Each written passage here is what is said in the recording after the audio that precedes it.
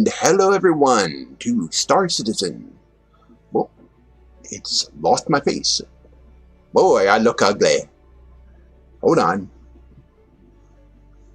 Come on, capture my face.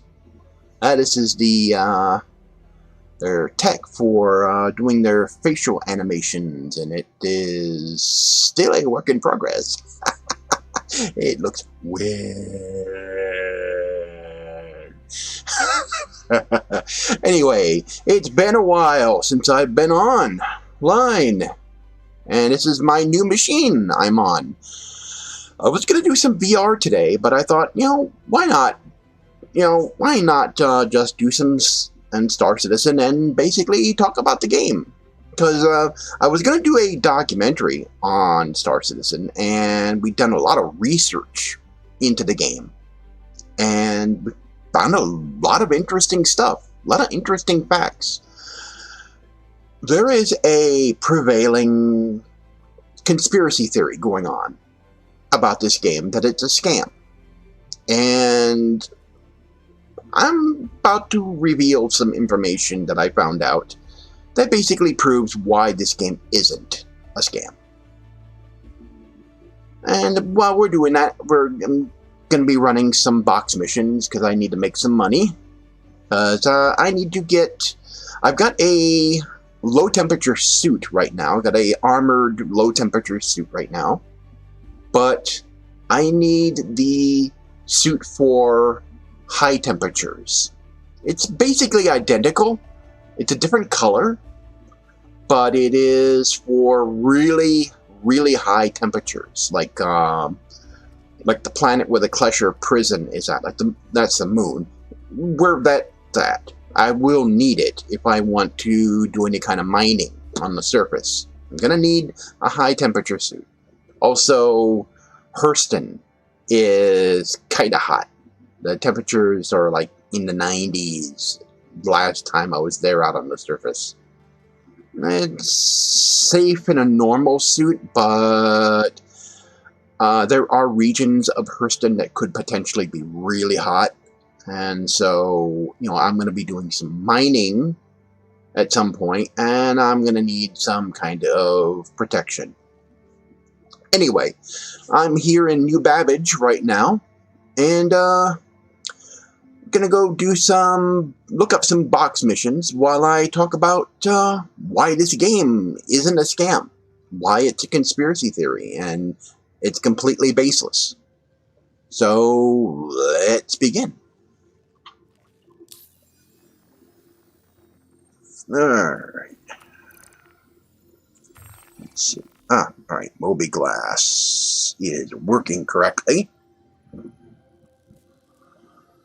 Okay, I have 14,850 UEC. Me, Tiger, and Dave, we went and did a mission. Actually, we did several box missions from ArcCorp to New Babbage in order to get that. I'm going to need a little more. I think I have enough to... I think I've got enough to get the suit, but I also need spending money. Because, well, you gotta eat, you gotta drink, and also there's refueling costs for the ship. Alright, so let's see. What kind of missions are there? FTL couriers. Outpost and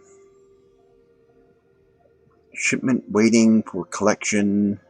The Recovery Research Outpost on Calliope. Drop off Area 18. Red Wings.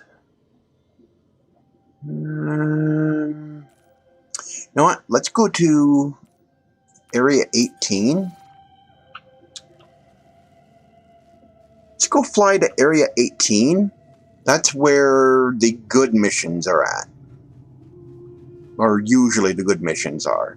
And find box missions that have you deliver packages to the rooftops here in New Babbage. So, which way do we need? We need to go to the spaceport. Right. So, stand clear of disembarking passengers. First point as to why this game is not a scam and why it can't be a scam. First point. And that is the number of employees that the company has. About 500. Now that 500 is divided between two companies. One is CIG, or Cloud Imperium Games, which is developing StarSidin. And the other one is Foundry 42, which is developing Squadron 42. So that's 500 employees. Not all of them are game developers. They're actually developing this game with far fewer developers that worked on Red Dead Redemption 2 and GTA 5. In fact, Red Dead Redemption 2 had over 2,000 developers. So among those 500 that are at CIG and Foundry 42, and there's a number of secretaries, legal, people in the legal department, people who are not directly game developers. They're actually understaffed. Despite their enormous budget, they're actually don't have an enormous staff of people working on the game. And this is not only 500 employees across 2 game studios, but across 3 continents. And that's expensive. So you've got 2 companies in 2 companies with 3 offices each. That's not small. That's not small change in any way, shape, or form. That's a lot of money. And it took a while for Chris Roberts to really get all that kick-started up. hence the term kick-starting. But, oops. When he did his initial Kickstarter in 2011, he began work, mostly a lot of pre-production stuff, in 2012. And he was working on it mostly in his basement. And that's where he started his company, Cloud Imperium Games. And he started the second company up to work on Squadron 42 a little later. But you don't start 2 companies overnight. There's a lot of legal work. Because Tiger tried to start a company, and I know what's involved in doing that. Because we were going to actually work on some games and stuff. And so we know what it entails. I know what it entails to start a company. And it's not easy by any stretch of the imagination. You can't just bring a bunch of people together and say, oh, we're gonna make a game, so we're gonna bring a bunch of people together in an office, and then boom, we're a company.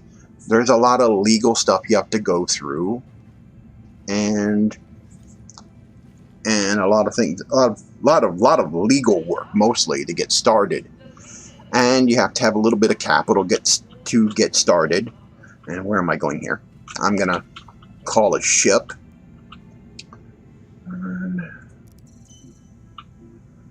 The best ship to do this with is my Avenger Titan.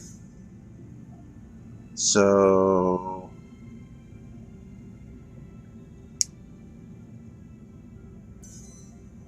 Hangar 4. Alright.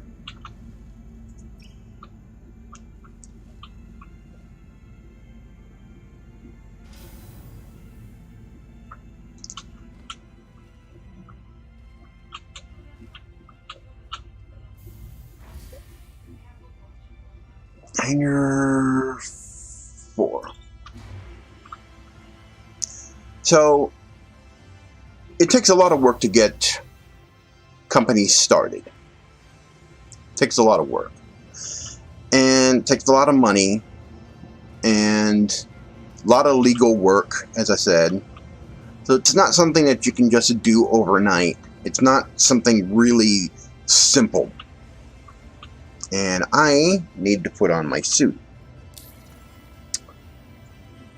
Because I'm about to go into space.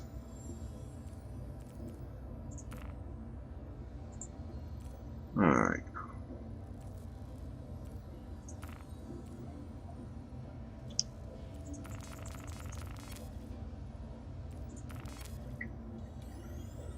Alright. Got it on. And make sure everything's on okay.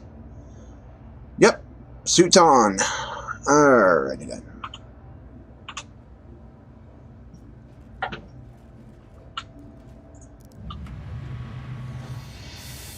So you don't go through that sort of process if you're going to try and scam people out of money. I'm sorry. You might be able to start a small company, but when you're talking about 500 employees in 3 offices across, and two studios across 3 continents, come on. I mean, seriously, you're going to think that is a scam. Like, seriously.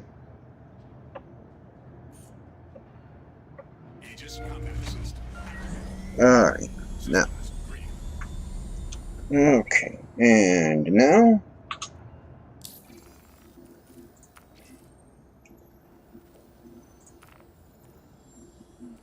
Request launch. Okay.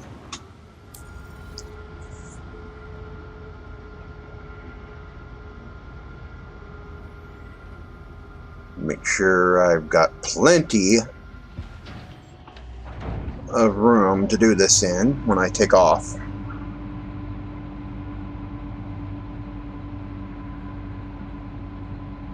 Alright.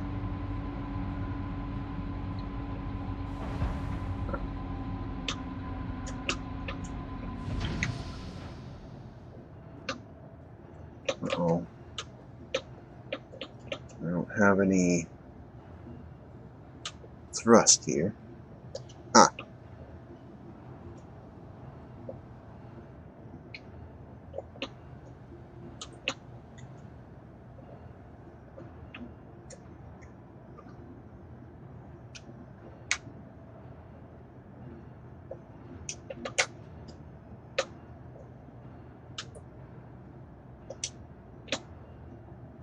Alright, what's going on here? I'm not taking off.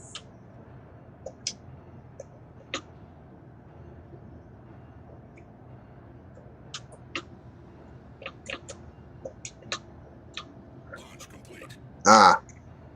I keep missing. You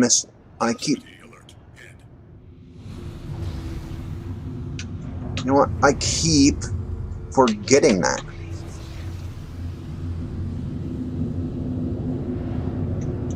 I keep forgetting the other way is up. Ugh. I'm using joystick gremlin to use my HOTAS. And I'm getting used to the controls because this is Tigress configuration.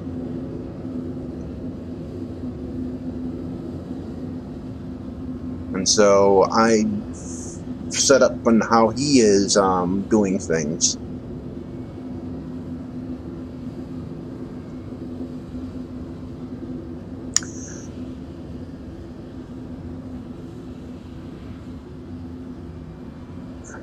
Okay.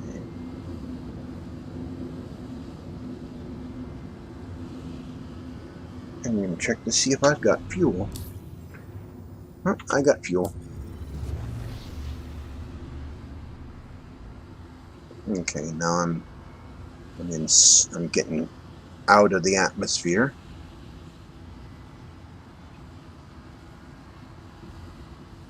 Keep it at a reasonable speed.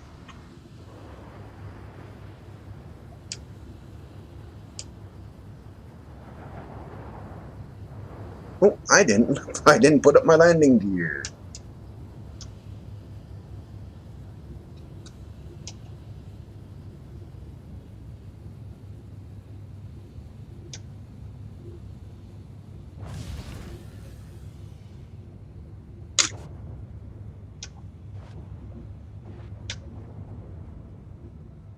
There we go. That's probably why I had so much drag.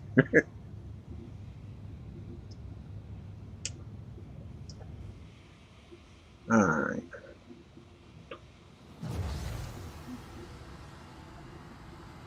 Gain some more altitude here.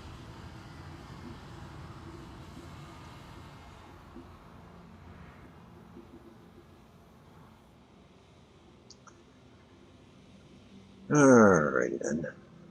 And let's bring it back down.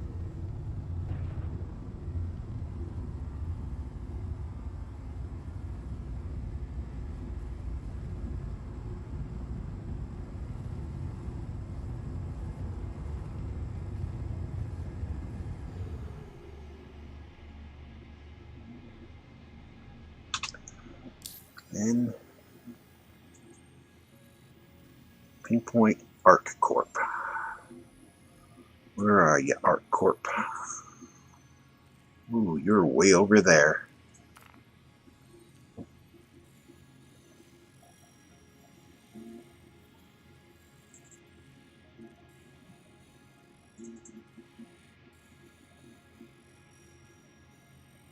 Alright.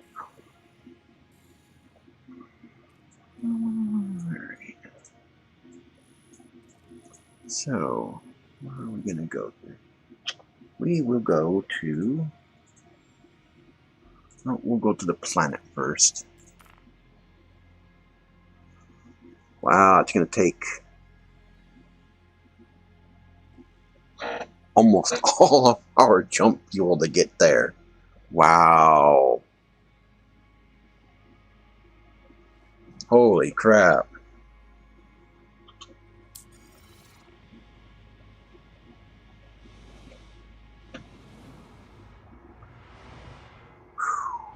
Man.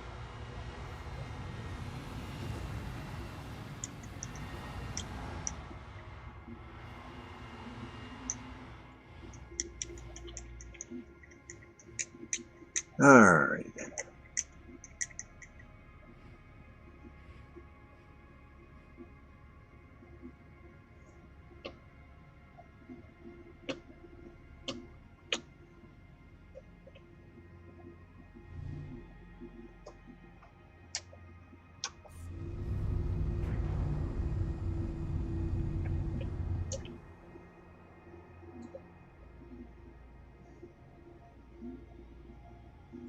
Alright.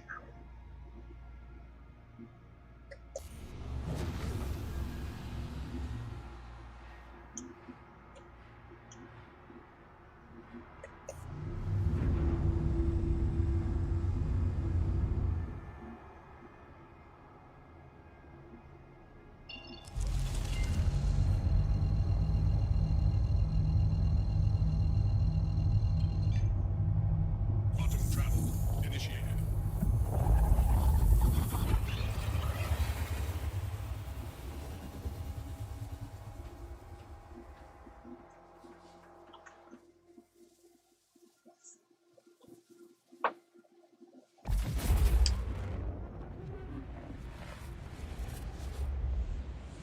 Now, as we leave New Babbage and Microtech behind, let's continue our discussion here.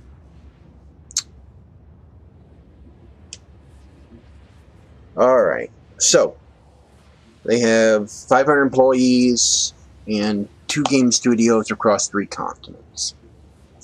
And not all of those 500 employees are game developers. So they're literally making 2 AAA games with a handful of developers. Alright, let's say maybe 10% of those employees are maybe other in other departments like human resources, and they have public relations people, pretty good public relations people, actually very good public relations people. And then they have legal department and everything. So, and you're going to say that's a scam. Okay, then let's take a look at the games that they're working on.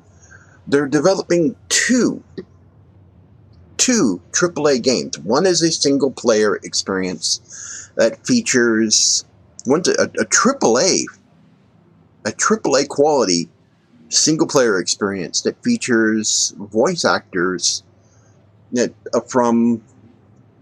features a cast of A-list actors: Gillian Anderson, Mark Hamill, Jonathan Rhys-Davies, Andy Serkis, Henry Cavill, among others. I think they even have Gary Oldman in there. And you're going to say that's a scam. Hiring those people, hiring those A-list actors is not cheap. And you're going to say that they're bringing those people on to do this project, and it's all just to scam money out of people. Right. Then the MMO they're working on, which is this game, StarSidin. This is a AAA quality MMO with a level of graphical and gameplay fidelity that's never before been seen anywhere in any game. When you travel through this game, it's in real time. If you are in a ship and you're going from one planet to another like I'm doing now, this is in real time. You are actually moving through the star system in real time at a set speed. If you're in an elevator, in a building or somewhere in the game, it is not a loading screen like it is in a lot of other games. It's not a loading screen. That elevator is actually moving somewhere. That train I was on, that was not a loading screen either. That was an actual train in the game actually moving through the game world. If someone was flying in a ship above the track, just as I was riding on that train, I could look up and see that ship, and they could look down and see me in that train car. They could see me. And it's so many other things in this game. You have to eat food. Most everything else is going to be done in real time. They're going to have physicalized objects. All the ships are incredibly detailed. Not just superficially on the outside, but on the inside, because these ships are designed to break apart. You can break parts of these ships off, either by physically hitting something or just damaging the ships in combat. This has an incredible level of detail to it, and some of these ships even have capabilities that haven't even been activated yet because they're future features. The game is an alpha, and they should have used, rather than calling it an alpha, rather than in their public relations stuff calling it an alpha, they should have done it as a early access game, saying that this game is early access, because they're letting you play this game as they're building it. The playable PU, or persistent universe, as this is now, what we're currently in now, that I'm traveling through now, this, in its first incarnation, didn't exist until late 2016. So the game was announced in Kickstarter in 2011, and work began on assembling the company and the technology for making the game, starting in 2012. And throughout all that time, until late 2016, they were busy building 2 companies across 3 continents, while also developing the technology for the game itself. First originally on CryEngine, and then they went from, then after Crytek had all of their financial problems, they then switched to Lumberyard, because Amazon is much more financially stable than Crytek. And Lumberyard was a little bit more advanced because Amazon had been doing some work to it. And also because CIG utilizes AWS as the server backbone for the game. So it works better with AWS in that respect. And now the engine has changed so much, it's now its own thing. They call it the Star Engine. It's still technically Lumberyard, but it's changed so much that it is literally a new engine. And they have innovated technology for this game that just doesn't exist anywhere else. It just doesn't exist anywhere else.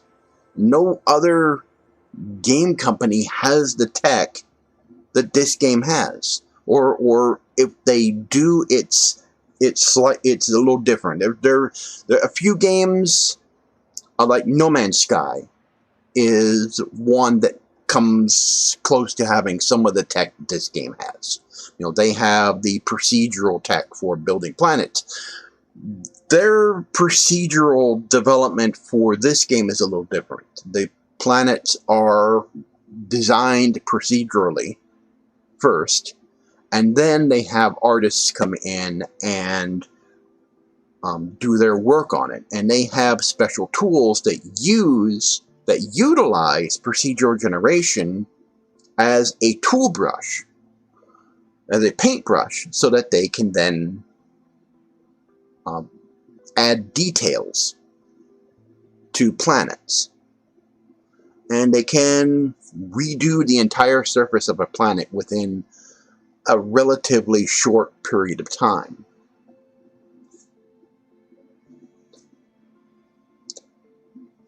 And it took them years to develop this tech. Years.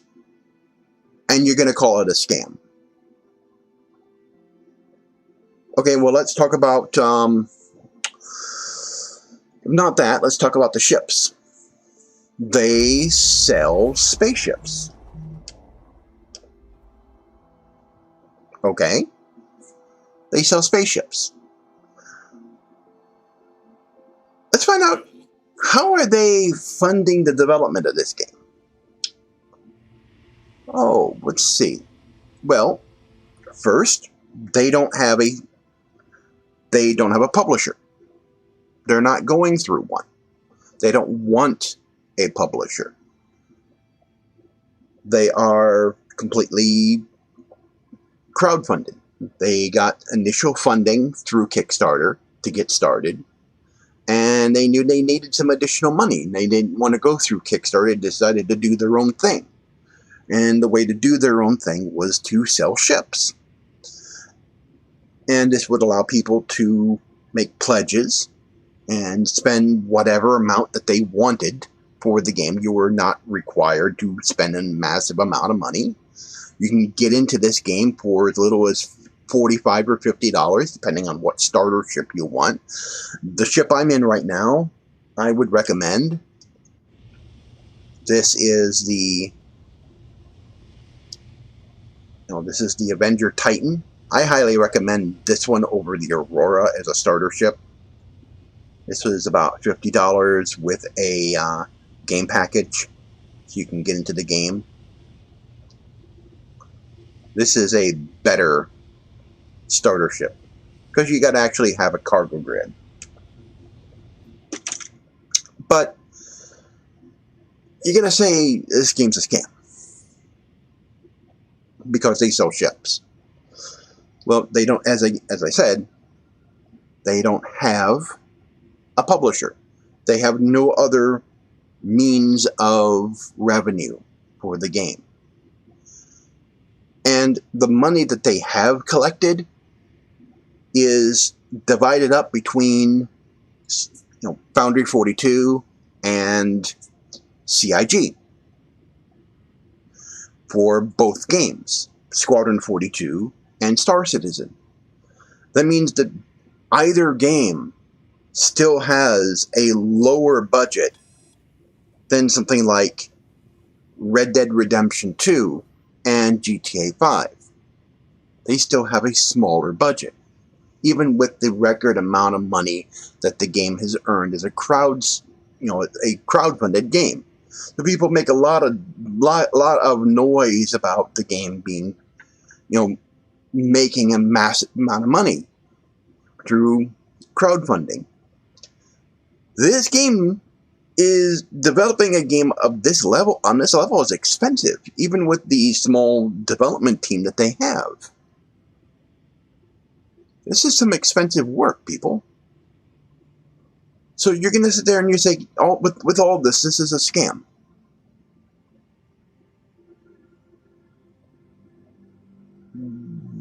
How are you reasoning that out? What kind of logic are you using there? There have been a lot of really elaborate scams, but they're obvious. They were obvious scams. This one, these developers have a passion for what they're working on. They keep us updated frequently on what's going on with the game. Recently, they gave us some announcements on what's coming next in the next update, which some pretty interesting stuff is coming. The flight model is changing,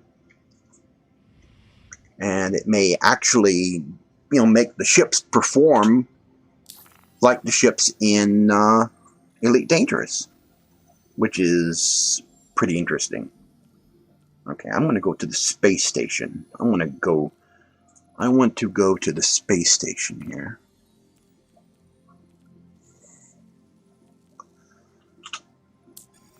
Because I need to... I need the fuel up.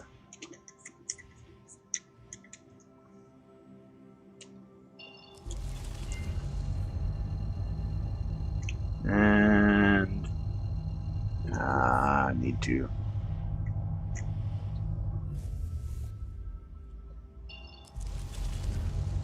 Okay, I need...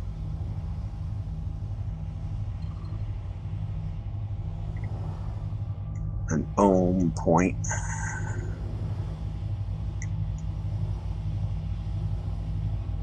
Come on, don't give me this. What is that?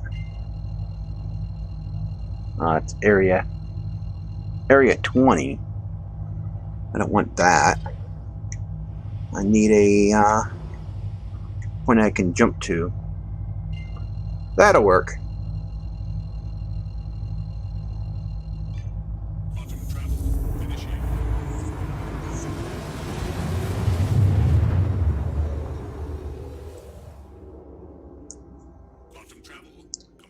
Okay.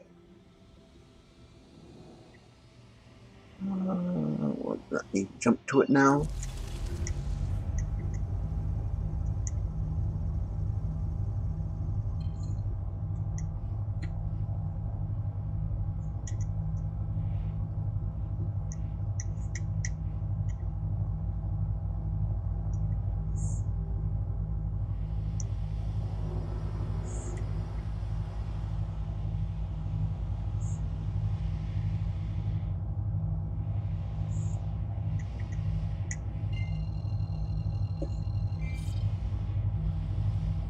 Come on.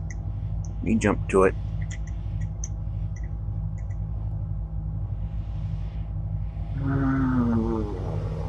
Alright.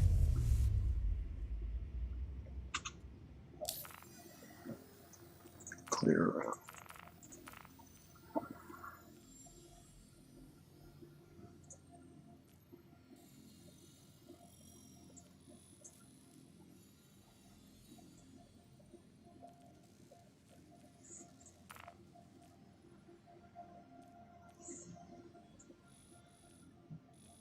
Right, that's quantum beacon.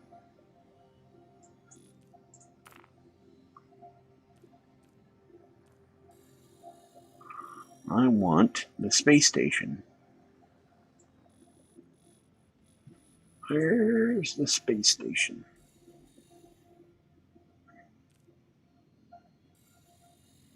Because the space station and the quantum beacon are so close together.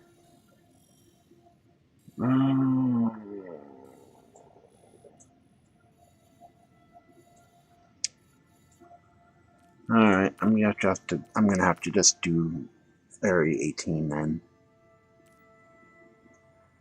Alright.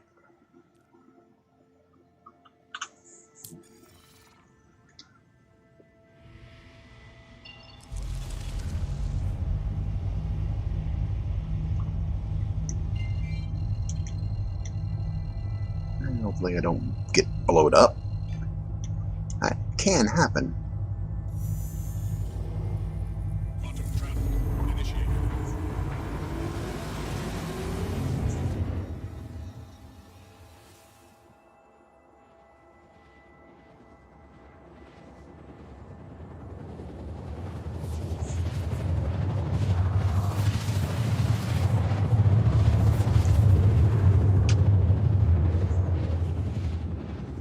Looks like I'm gonna be okay.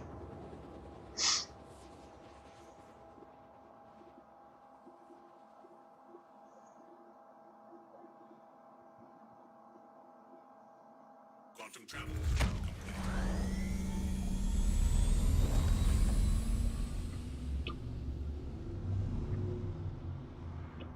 Okay. Alright.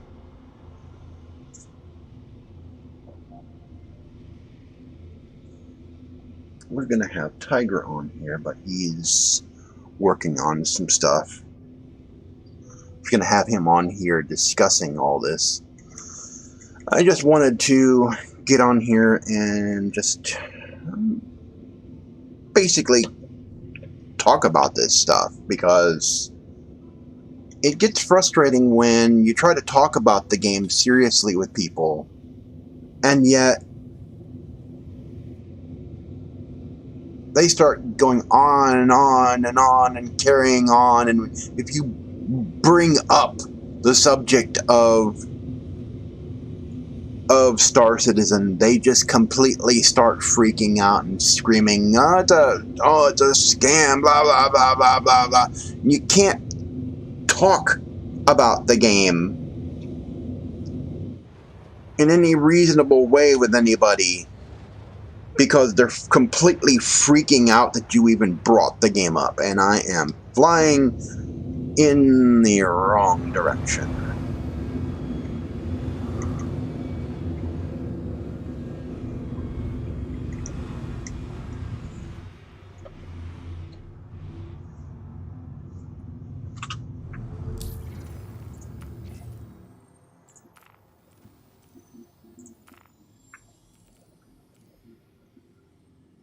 Please proceed to assigned landing bay.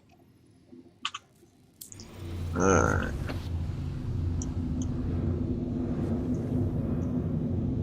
And you can't talk to these people about the game without them completely freaking the fuck out that you mentioned StarSidin. You go, oh my god, he mentioned StarSidin. He's talking about the game. Oh my god, he's talking about StarSidin. It's a scam. Blah, blah, blah, blah, blah, blah. It's like, you can't even reasonably talk about the game without people screaming that it's some kind of scam. It's like,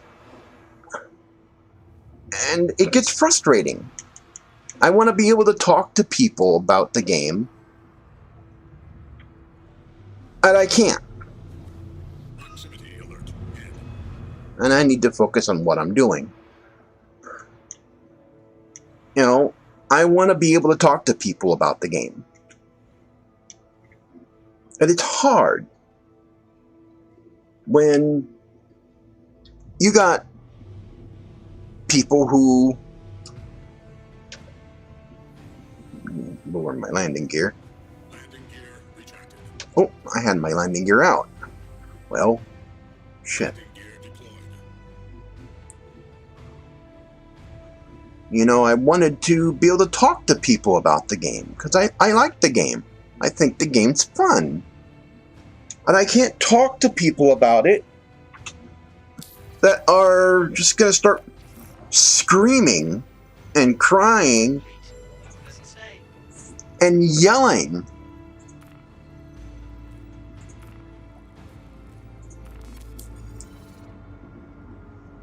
You know,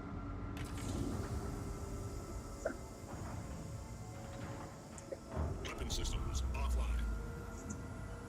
you can't talk to them about it. I want to be able to talk to them about it. I want to be able to talk to people about the game. But you bring it up in comments on YouTube, in YouTube comments on other videos and stuff, and people just start freaking the fuck out on you. And I'd like to be able to talk to people about, have reasonable conversations about the game without people completely losing their shit whenever I bring up the subject of Star Citizen. I'd like to be able to. There's a few places I can do this. MeWe is one of them, because there are some Star Citizen players there. But there aren't really any other communities or areas or any place where I can talk to people who play the game. There aren't any places I can do that. And it's really frustrating.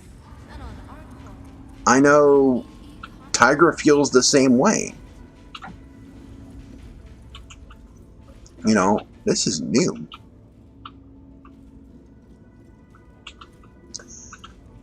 Tiger feels the same way. Where it is really, really frustrating that we want to be able to talk to people about the game, but every time we bring it up, people completely freak the hell out. And it's not letting me store the ship. Info unknown. You know what?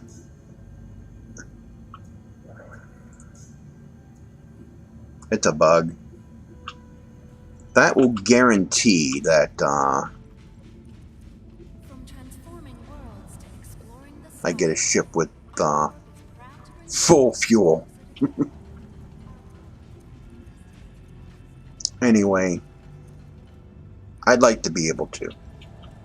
Let me make sure I had some finds last time. I'm gonna make sure that I don't have any more.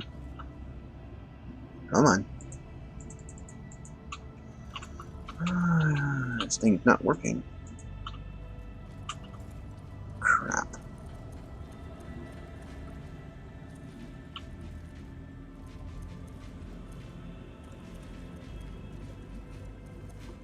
Well, this server is really lagging. Uh-oh. Wait. There's a car here. And I've got a sinking feeling.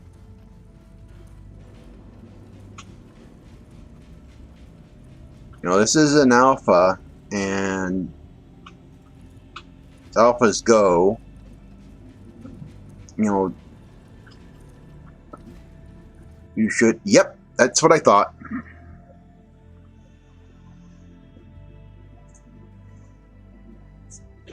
It's an alpha, and so alpha is going to have bugs. And that's the other thing that people cite saying why it's a scam. And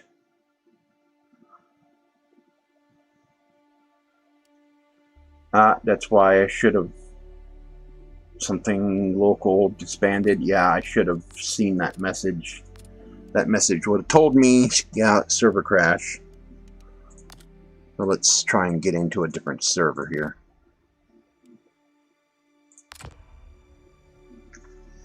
That's another thing that comes up.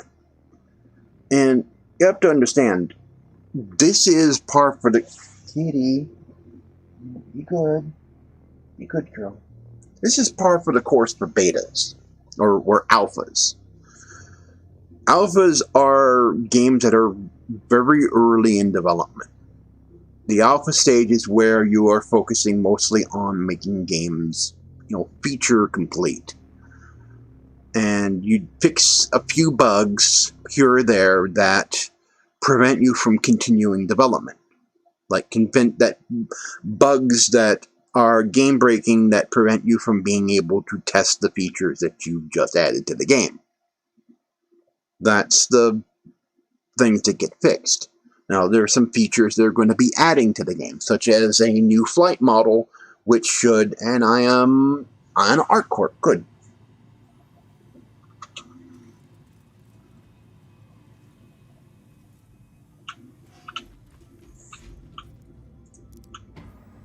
And server performance seems much better. There's a little few hitches here and there. Oh, the joys. Server stability has been one of the things that they've been really banging their head on recently.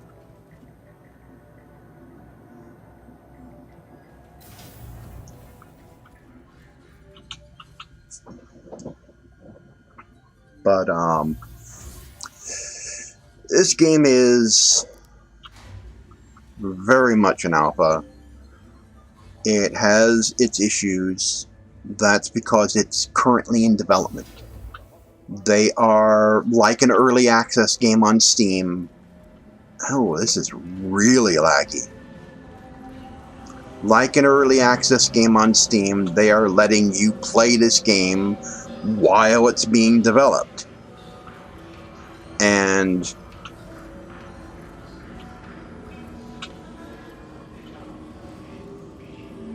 they're letting you play this while it's being developed, and there are going to be bugs. And expecting there not to be bugs, expecting the game to be perfect, just because you paid money. The money you paid is not just to buy the game. The money you paid is an investment in the game's development.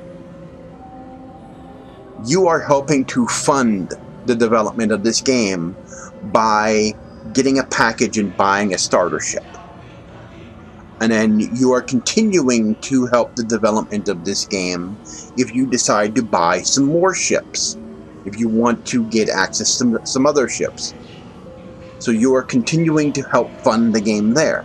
Plus, they're letting you play the game while they're building it.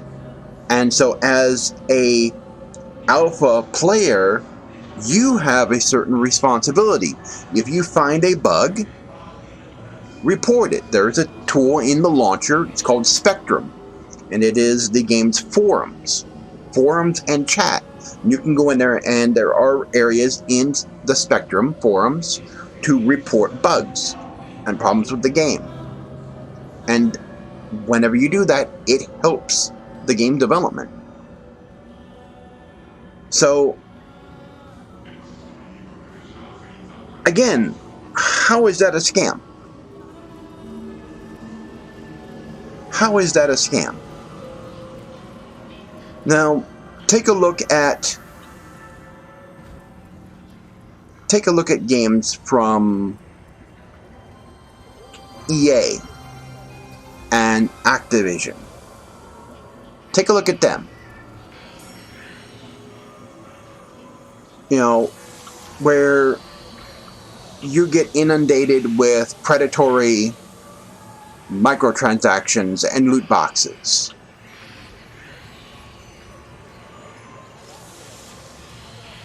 And they're not doing that with this. They're saying, oh, you can buy ships. You're buying ships to help fund the game. You're not made to buy them. You didn't have to buy a bunch of ships. If you invested a lot of money in buying ships with this game, well, that's your fault. There was one guy who, in a YouTube comment, said the game was a scam and he had spent $1,000 buying ships. I go, you were stupid enough.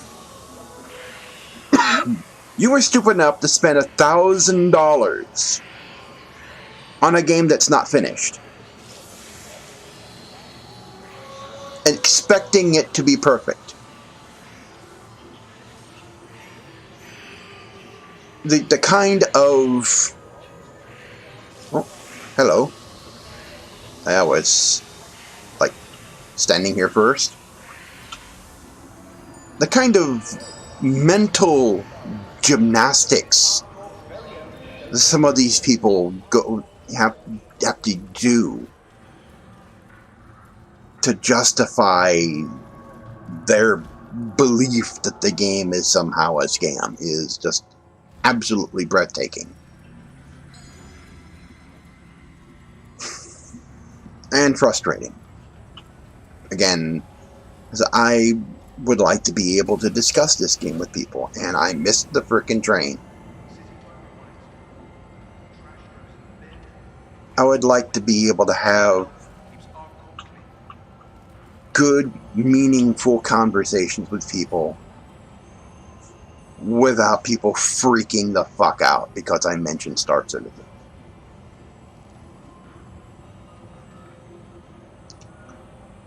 Anyway,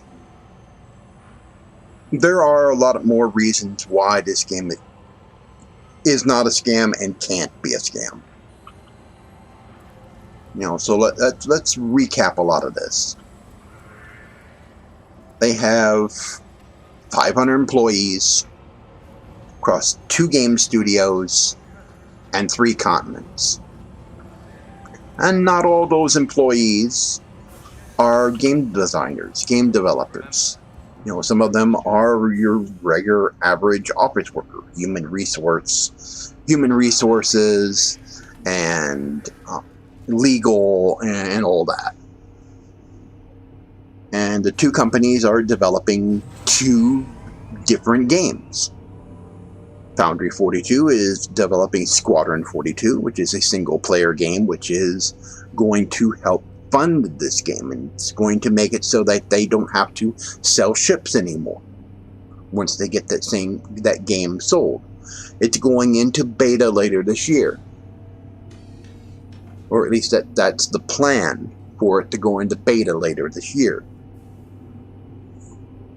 And they're going to slowly begin fading out the ship sales. They're already starting to do that right now. Actually, right now there aren't as many ships that are purchasable as there used to be.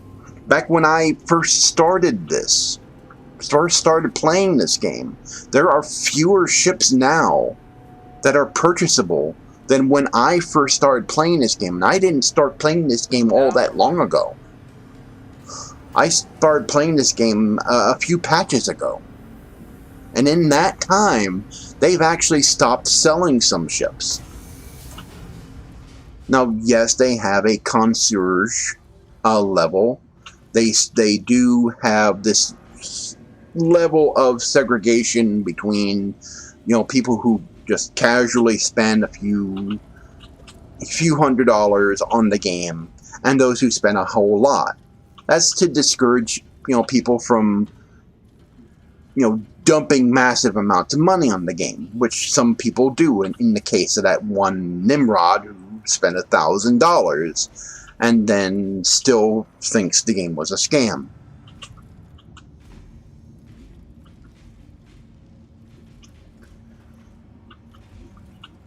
It's a way of preventing people from... It's a means to prevent people from spending massive boatloads of money. Because on the concierge level, you can buy large packs of multiple ships with enormous amounts of money, like 20-something thousand for all the ships together. And then there are the really expensive, really big ships, which are sold for a limited time. Like the Idris was being sold, and the Javelin was being sold at a really limited quantities, because CIG doesn't want the game being overloaded with those massive capital ships. And they didn't want, people coming in who would just spend coming in and buying those massive amounts of money when they weren't really meaning to. That's why they do that. That's why they have those, have that part of the ship store sectioned off. But the number of ships they actually sell, that you can actually go in there and look and buy, have actually gone down. And are eventually going to phase out ship sales. And then what you will be able to buy afterwards are cosmetics for your ships. Basically livery, your paint jobs, maybe some bobbleheads and stuff for your dash, a la Elite Dangerous style, and skins for your armor. Like, seriously, I seriously want some skins for this. This yellow is really ugly. Now the high temperature version of this suit is red, which is pretty cool. I would like this to be something else other than this yellow. Ew.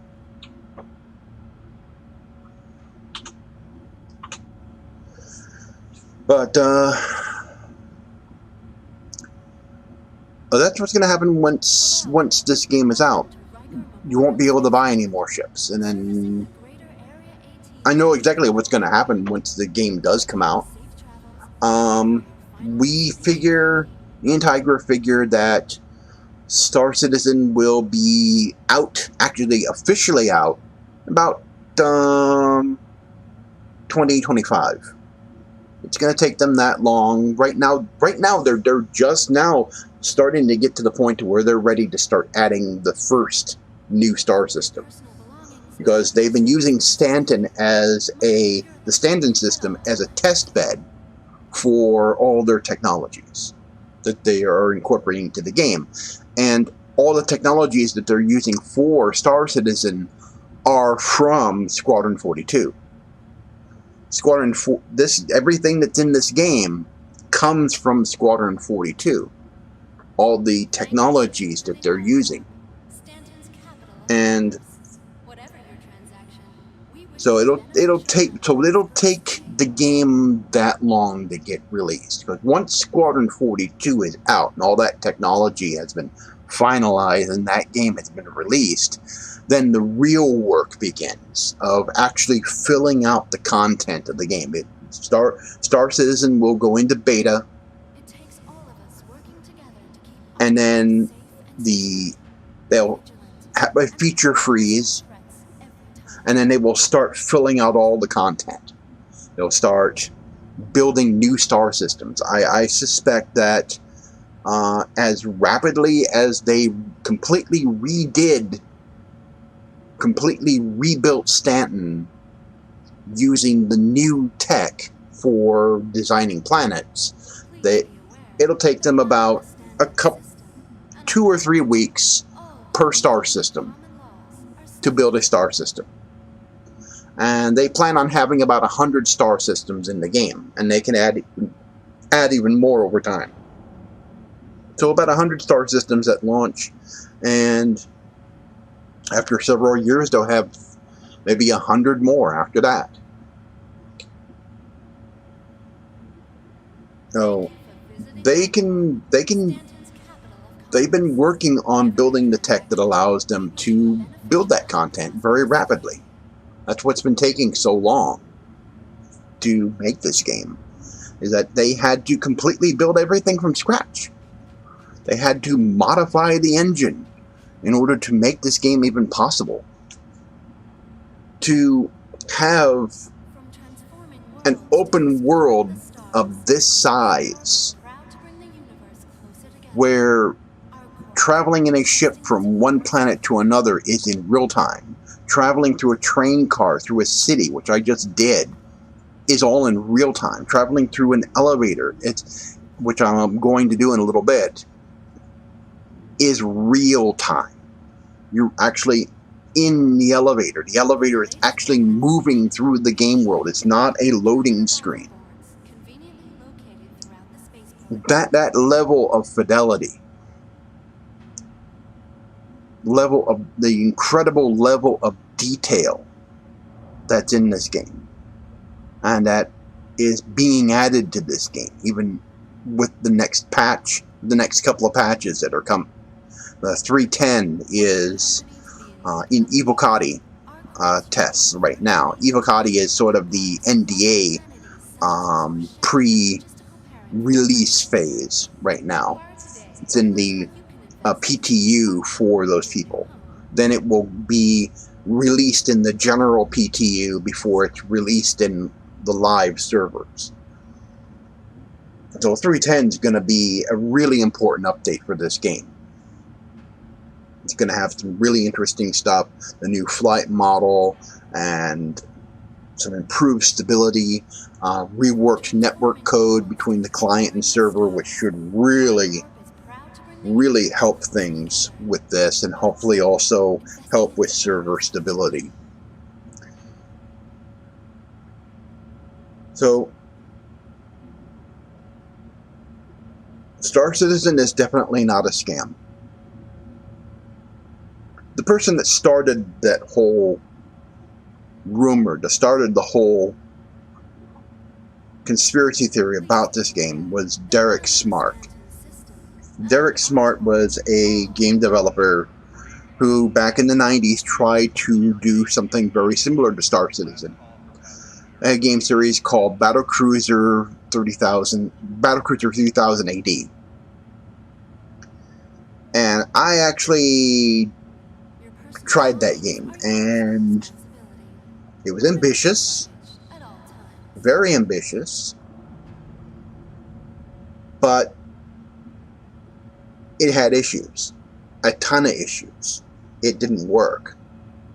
The released game was a buggy mess, and although I could see what he was trying to do with the game, it just wasn't there. The technology just wasn't ready for that kind of game on that scale.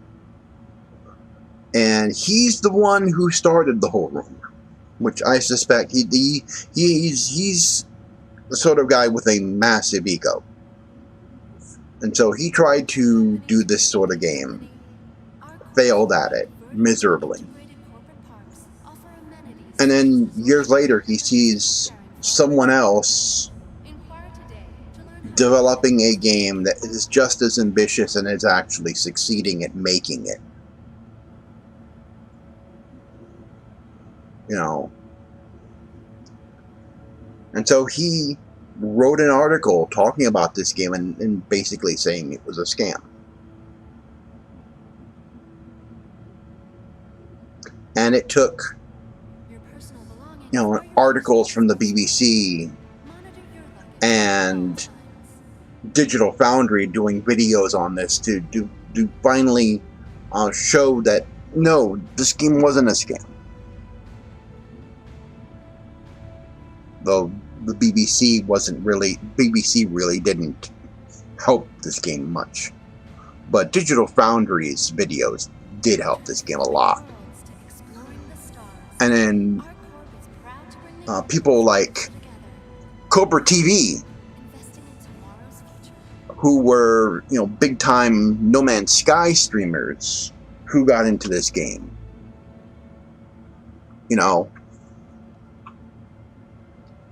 He is now almost, full-time elite. He's almost a full-time StarSidin player.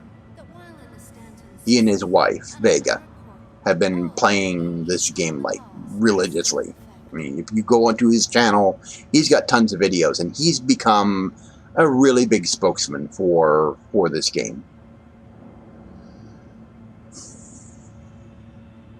But yeah, I keep drifting off topic, but basically the whole notion of StarSidin is a scam, is a conspiracy theory for which there is no basis. It's not a scam. It's a real game.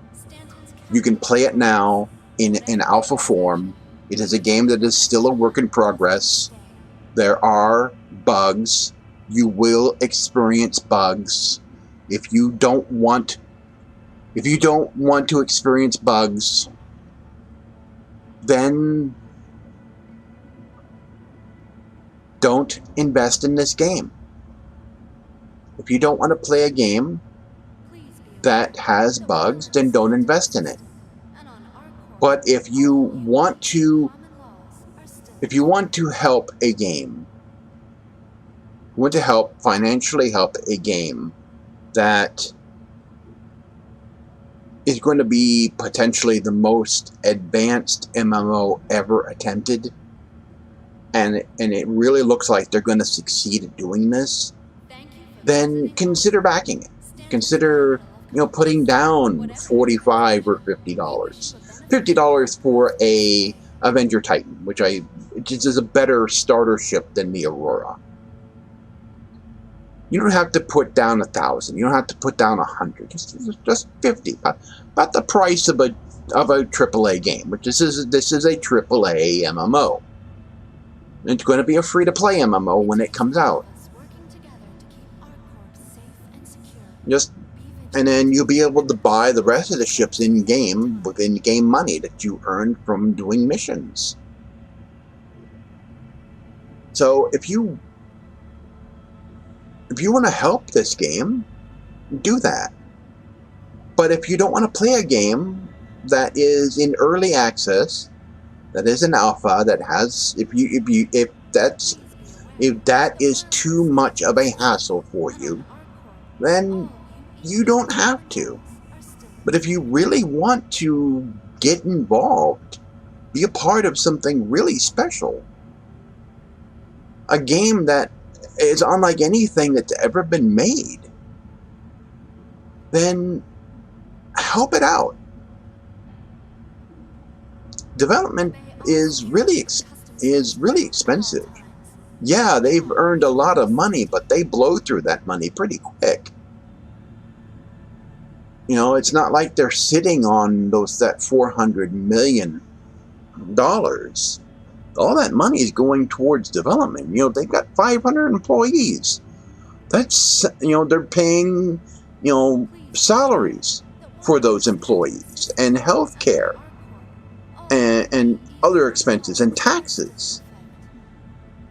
You don't think about that stuff when you're sitting there and you're just looking at what other people are saying and then agreeing, oh, it's a scam. You don't think about that stuff. Anyway, I just wanted to get that out there. I don't know if I had a point doing this. I felt like I needed to, because there's a lot of times where I wanted to talk about the game with somebody, and Please be aware that while in the Stanton system, whenever I bring it up, all there units is a and complete laws are freak still in out effect. because I mentioned it. And it's really getting old. It is seriously pissing me off that I cannot talk to people reasonably about this game because there are some assholes who just completely lose their shit whenever you mention Star Citizen anywhere, Capital of commerce. Whatever your transaction, especially we on wish you a YouTube. beneficial and prosperous day. If you're not in if you're not on a channel that regularly covers the game.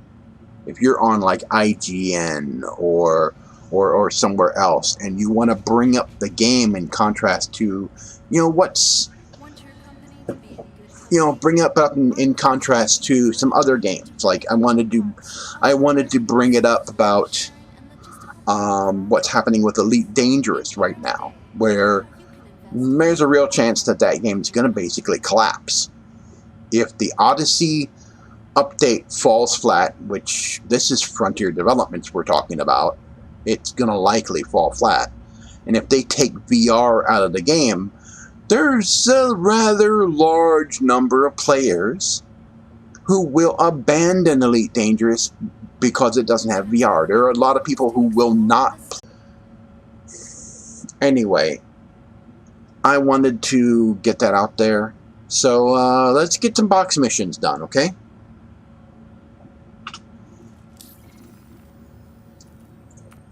Alright. Thank you for visiting our Kovalex. Stanton's capital of commerce. Whatever your transaction, we wish you a beneficial and prosperous day. Alright, contract to Lorville. I don't want to go to Lorville. To Ariel.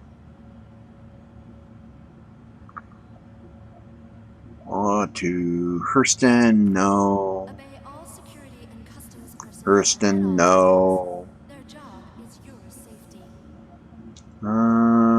Ariel. I want something that goes back to New Babbage. Oh, wait a minute.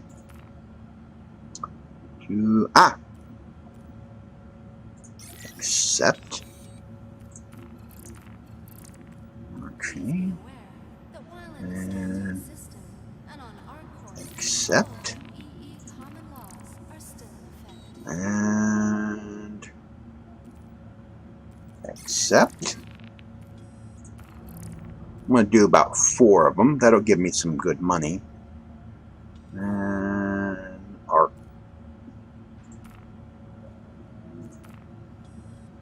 And accept. Okay.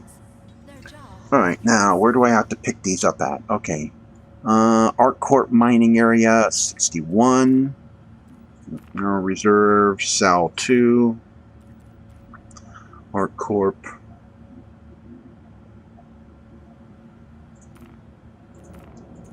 Alright.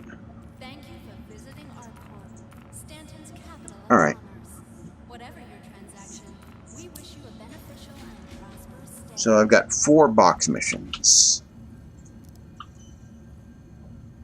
Alright, checking. Alright, I'm gonna do this in my Avenger Titan.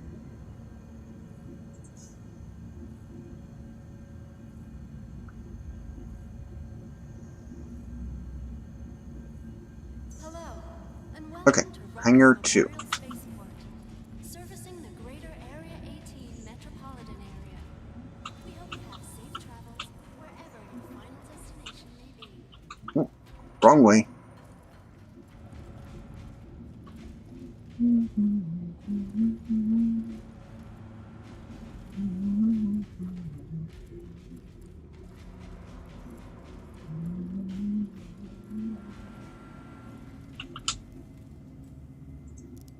Thank you for visiting Artcorp, Stanton's capital of commerce. Whatever your transaction, we wish you a beneficial and prosperous day.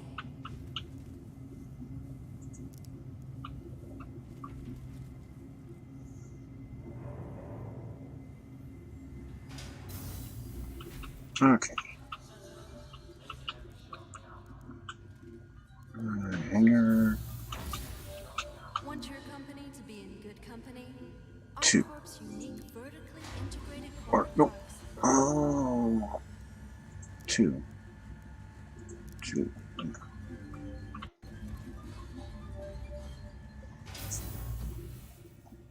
Alright. Oh.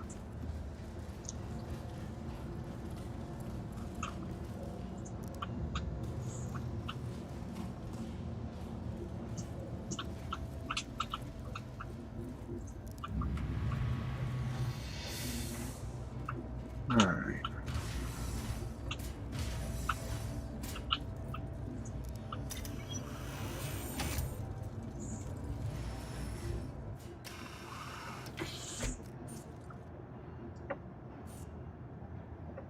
Aegis Combat Assist activated. Systems green. Alright.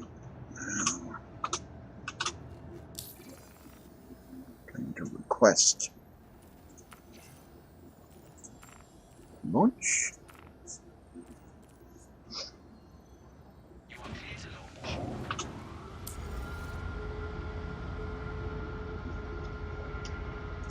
Alright.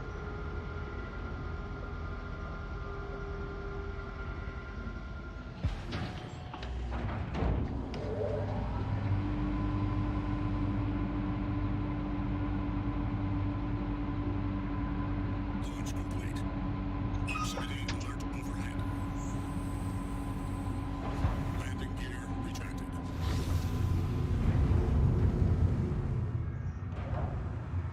Thank you, and please visit again.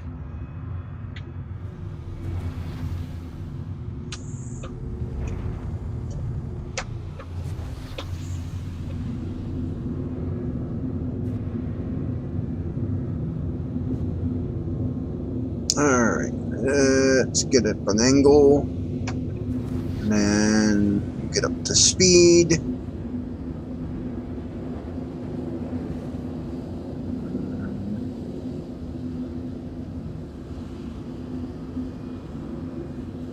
My gear up. Yep, my gear is up. Okay, now, where do we need to go?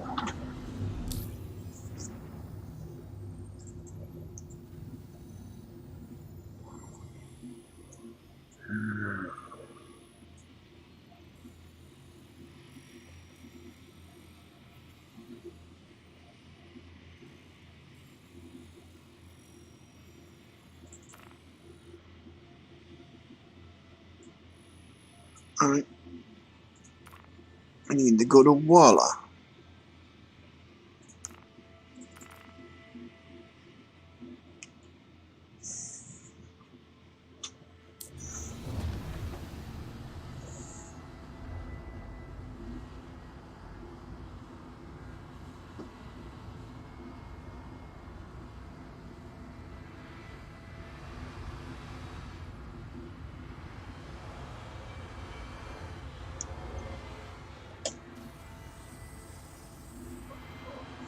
Landing Okay. gear deployed.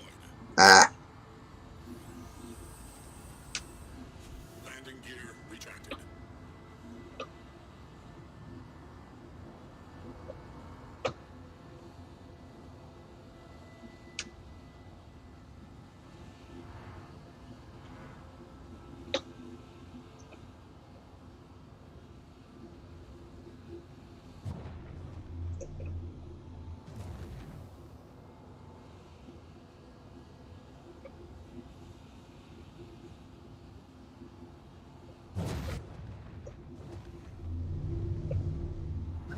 Okay.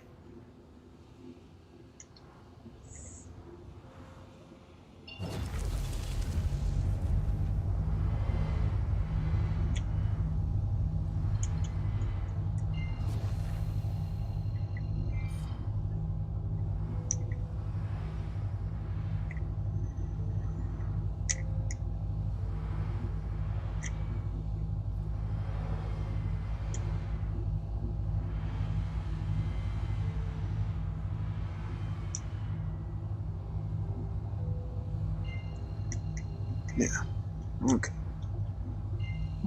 Alright, let's go to that one. Quantum travel initiated. Kitty, be good.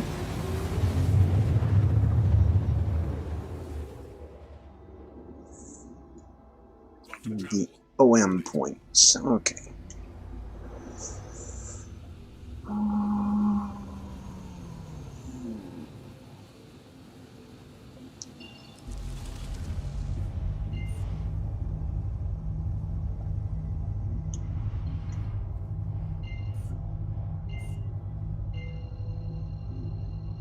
Instructed. Crusader. No, I don't want to go to Crusader.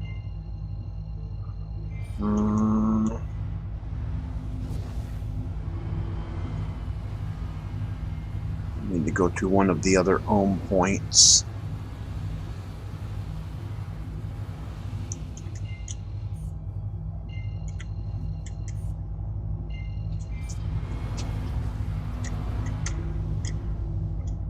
No. Nope.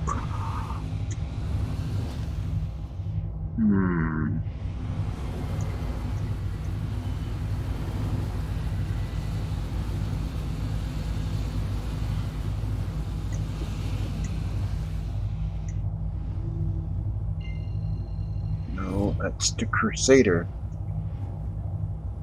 Oh.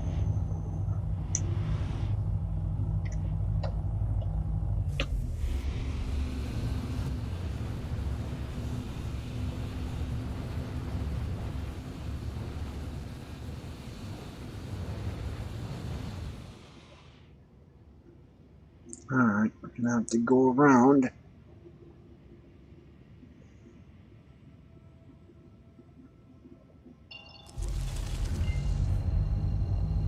We need an ohm point.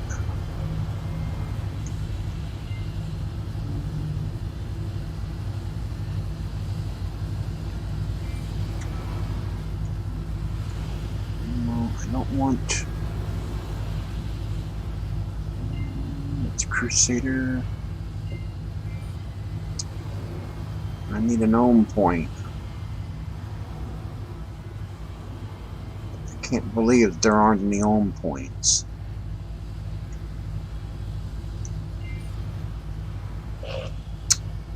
Alright.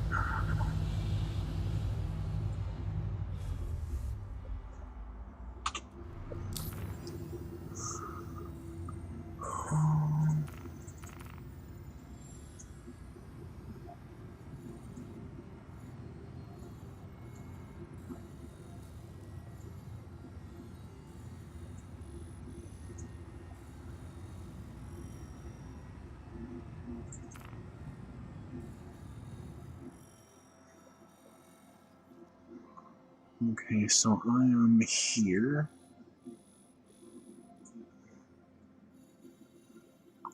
And I want to get over to there. So why isn't it letting me?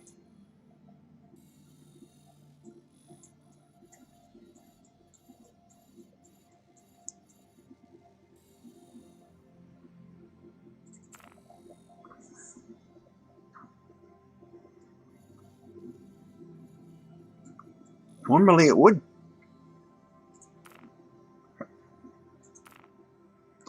There it goes. Shit.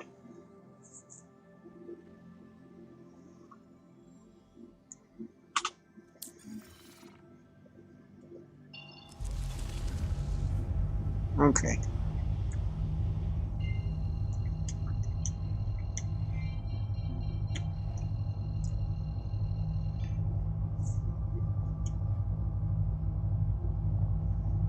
Quantum travel initiated.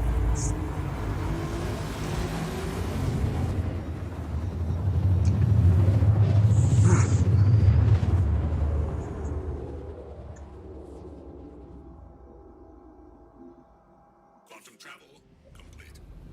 Okay. And now Let's slow down the ship. And Quantum travel initiated.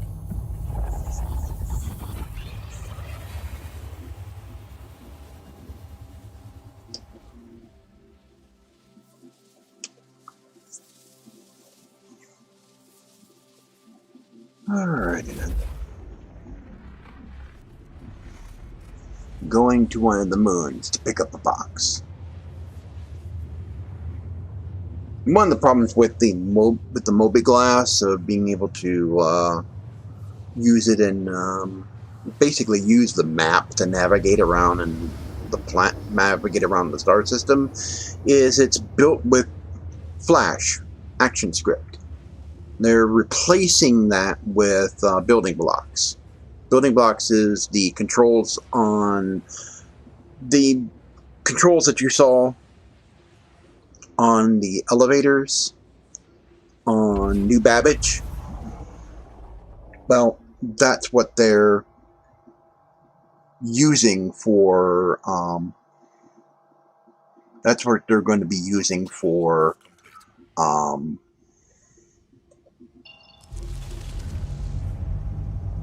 Here. Okay. That's what they're going to be using for all the ship HUDs, and they're supposed to replace the Moby glass with this so that it's easier to see.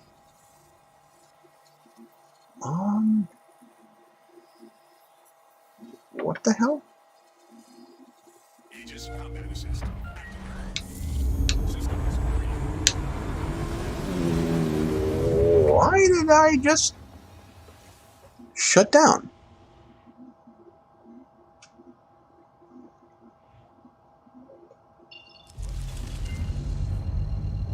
That wasn't supposed to happen.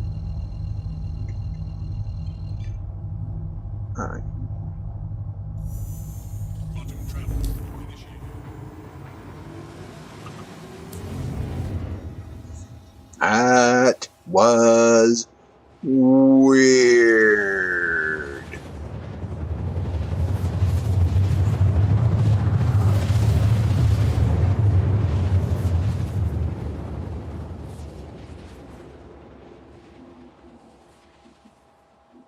Now we're gonna have a daylight landing. Cool. Quantum travel.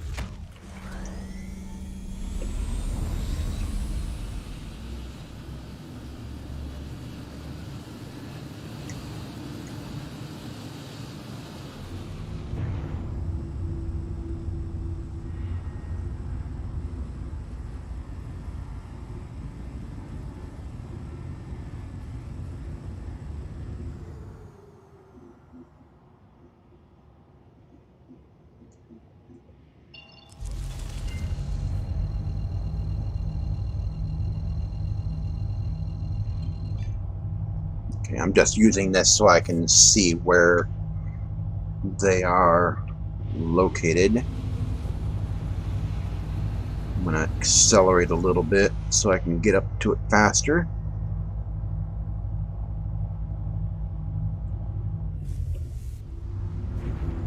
And then slow down. Up my landing gear. Landing gear deployed. Slow down a little further. Switch to landing mode.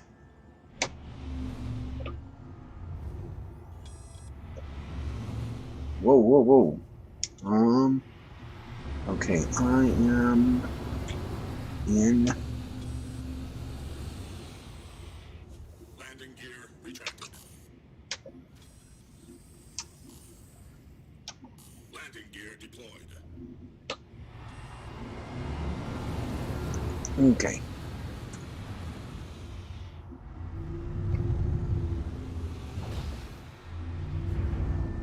Okay.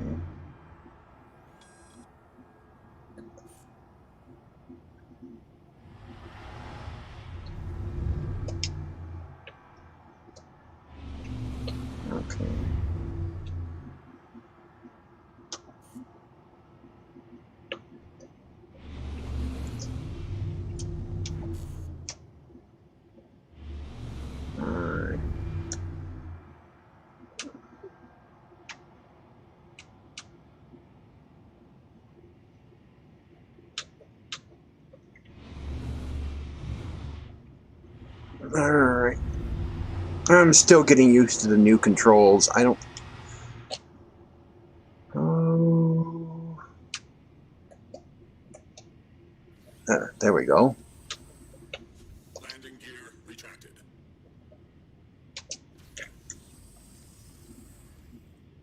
Landing gear deployed.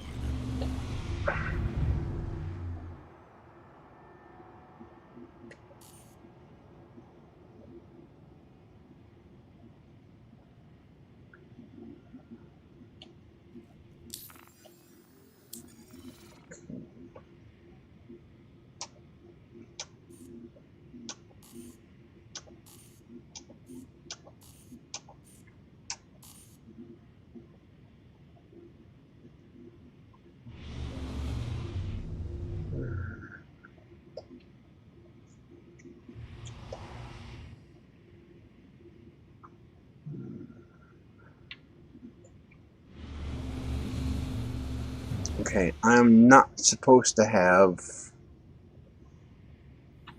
cruise control on, which that's not supposed to be a thing.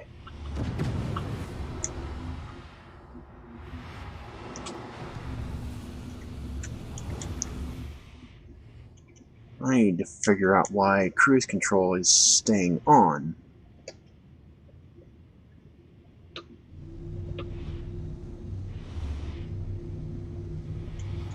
That's not supposed to be happening. Okay, there we go.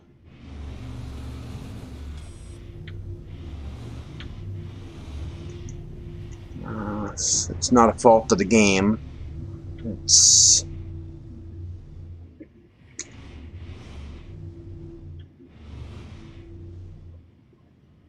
Proximity alert. Deck. Landing complete.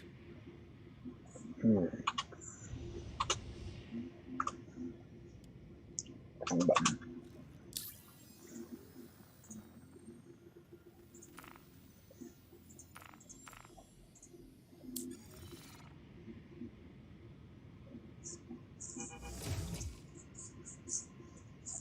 Okay. Hydrogen fuel at 100%. Alright. Weapon systems offline.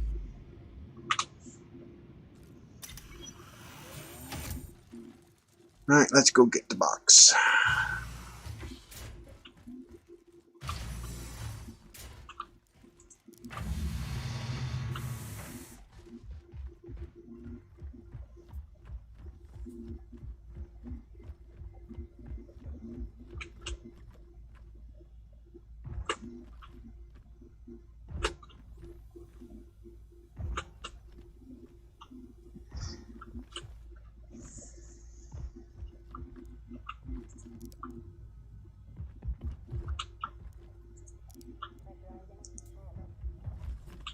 Whoa.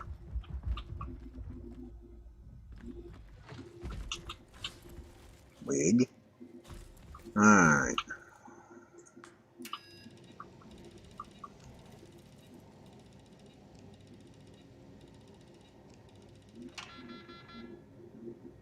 What? This is where I'm supposed to be getting the box?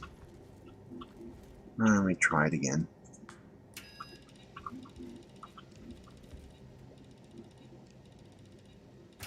There it goes. Alright. Okay. Got this one.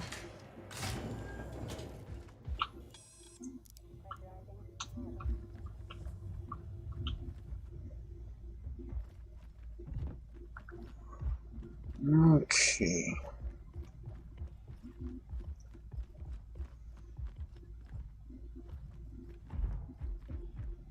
Wasted a lot of time fighting with the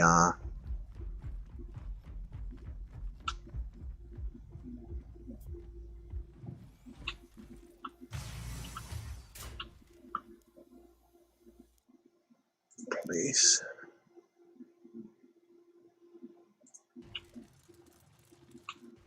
Fighting with the controls. Okay, so that one.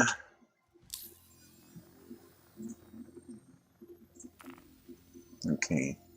Alright, says pick up. Pick up. Alright, deliver to New Map. Okay, so that one has been. Okay, my court. Pick up from 45. South 2. Mineral Reserve. Alright, okay, so 61. So let's track that one. And let's close up.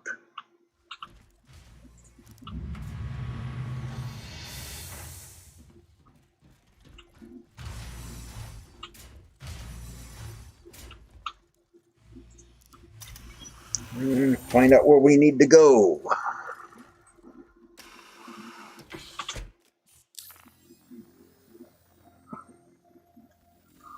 Okay, pickup is where?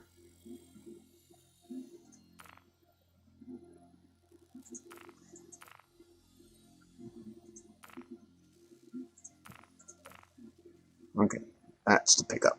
Alright.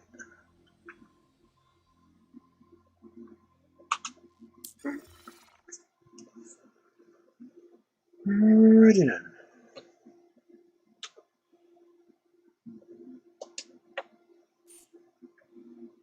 Aegis combat assist activated.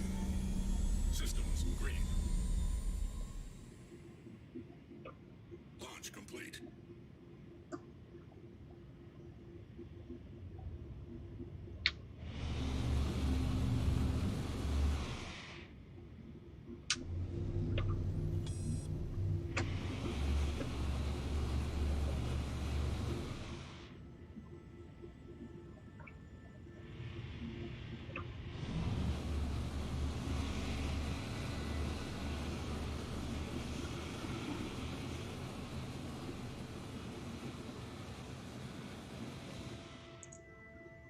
Okay.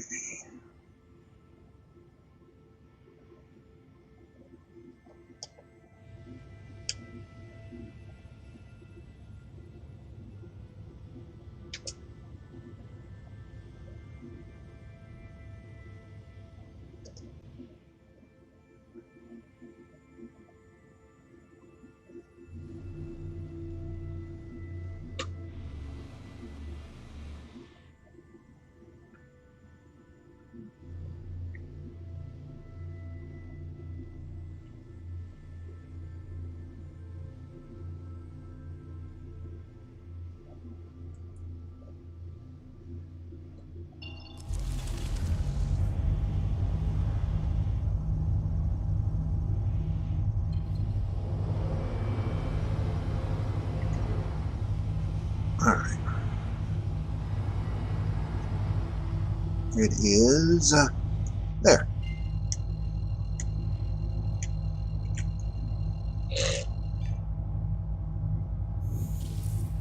Quantum travel initiated.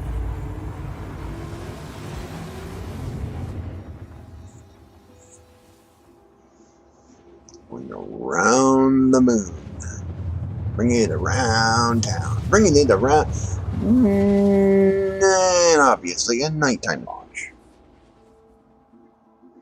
Nighttime landing. Quantum travel complete. Right.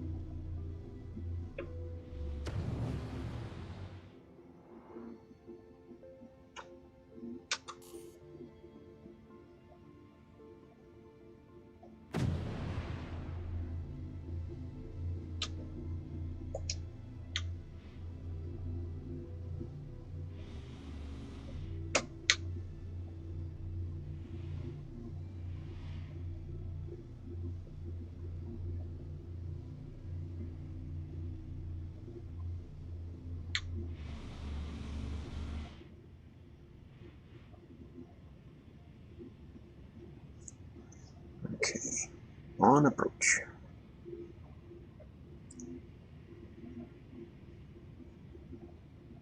This is where the next box is.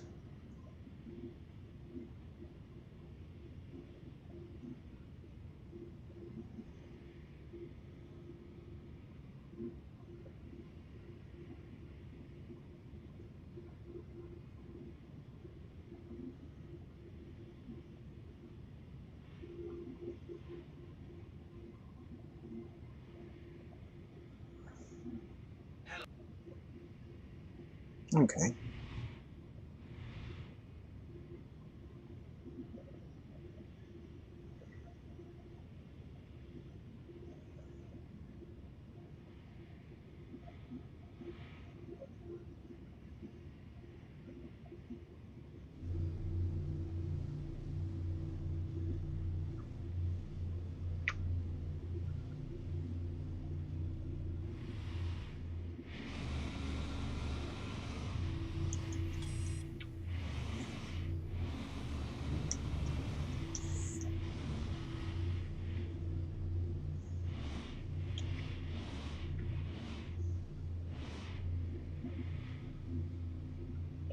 Proximity alert. Head. And we are down.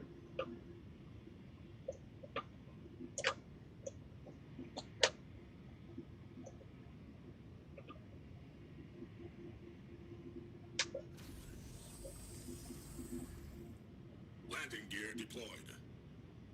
Oops. Landing complete. Alright. Oops. That was pilot error.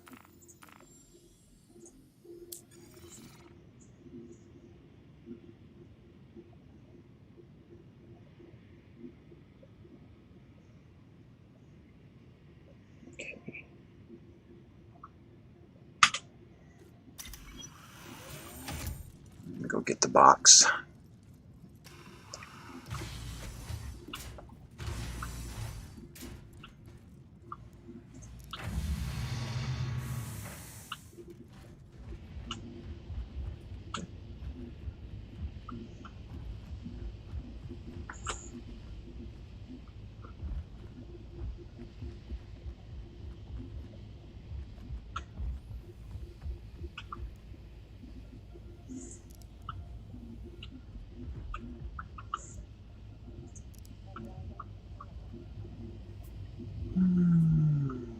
Okay.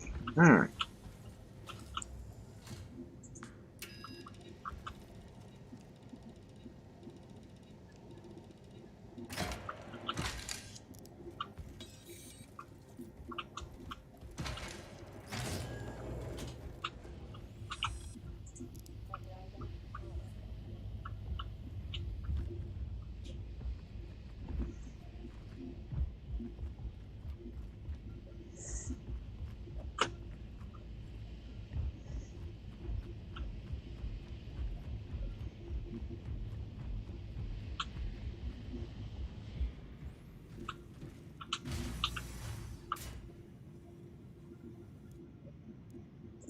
Place wrench here. Alright. And close. Alright. That one.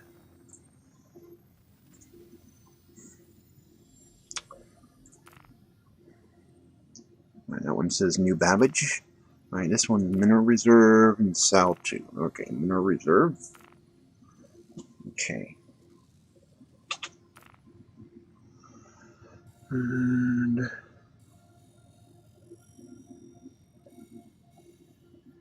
that's on Lyra. Okay.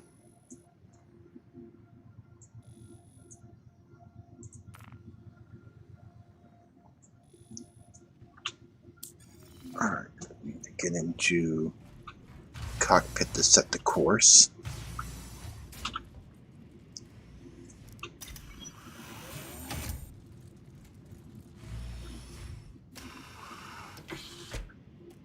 Alright.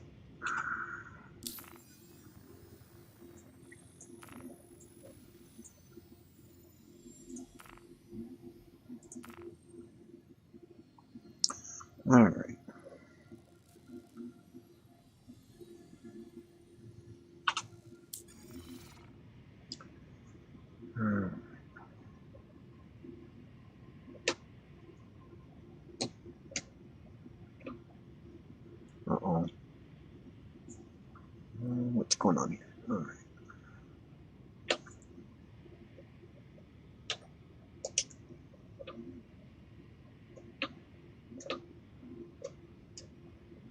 Launch complete.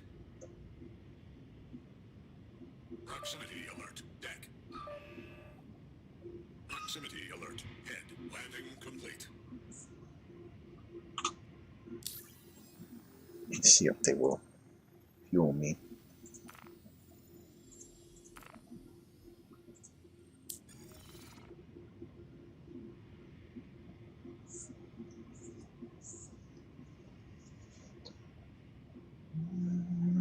Doesn't look like they're gonna.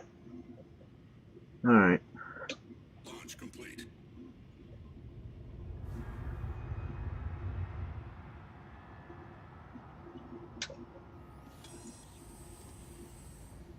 Landing gear retracted.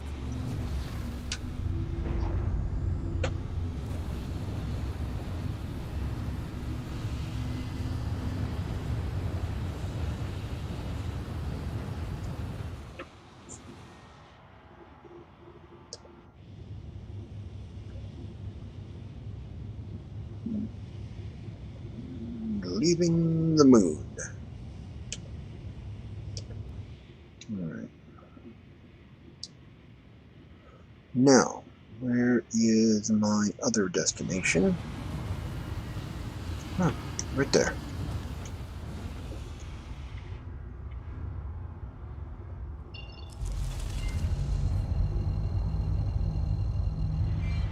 It's obstructed. So we'll have to get past the moon. That won't take long here.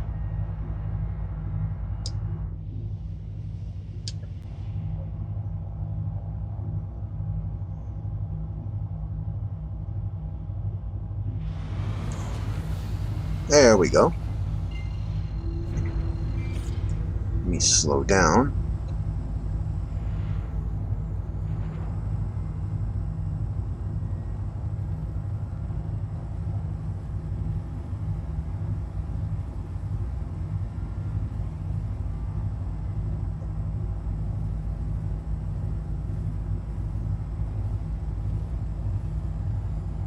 You don't want to come out of quantum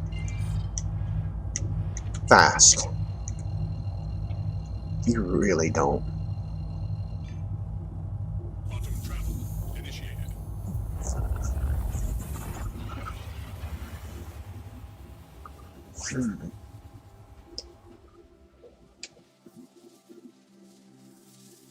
Leaving the moon behind. Headed for the other moon.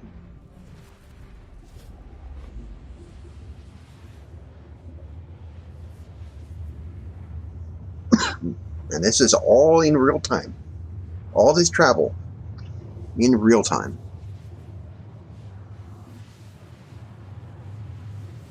Here comes the other. Here comes Lyra.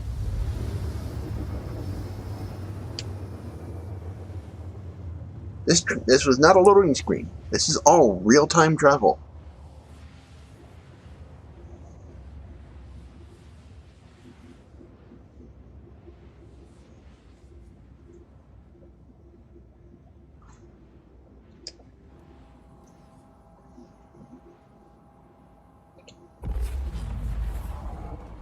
Coming out.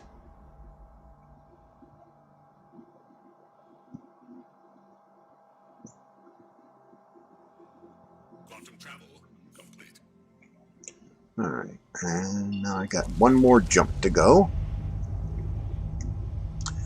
It is to our destination, which is over there. Calculating. Quantum travel initiated.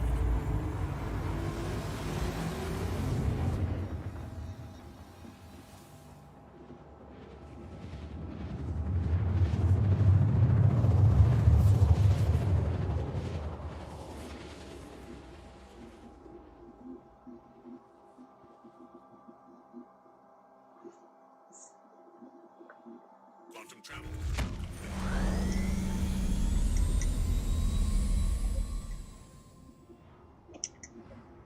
Now this has an atmosphere over this moon.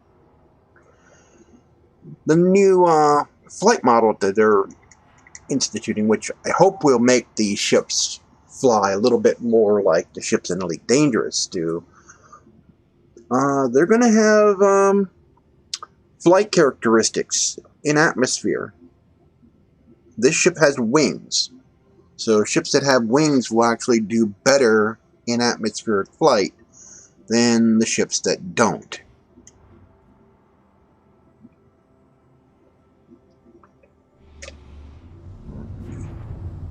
Slow down here. In fact, let me go into landing mode.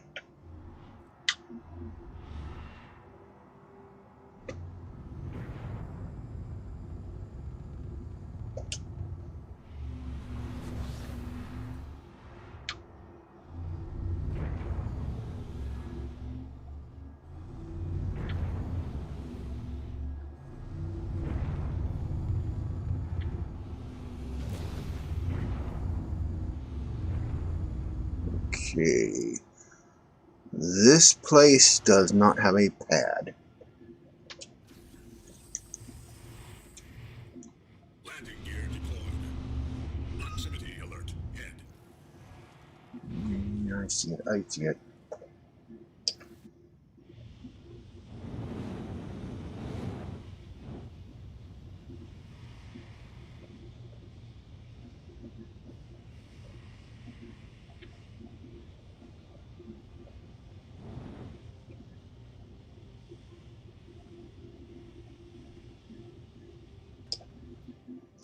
Alright.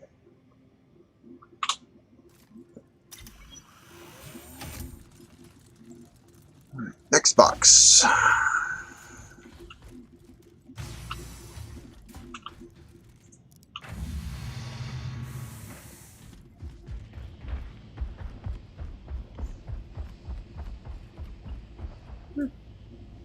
It's a little balmy here.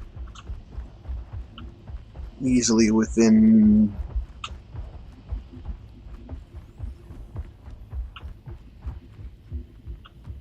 the tolerances of my suit.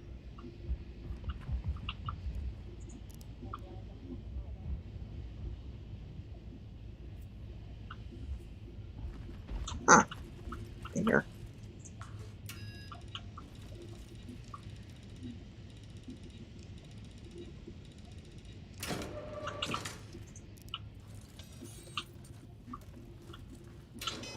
Alright.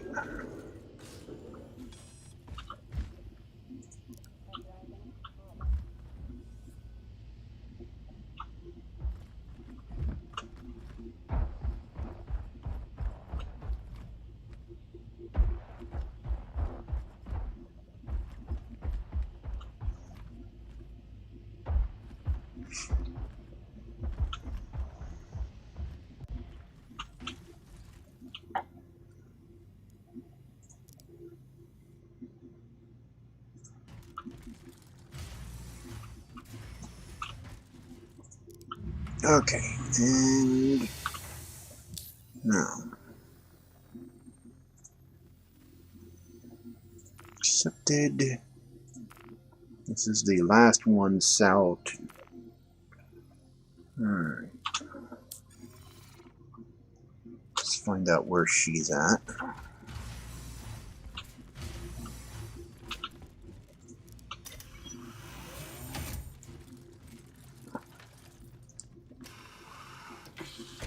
So I can get out of here. This is...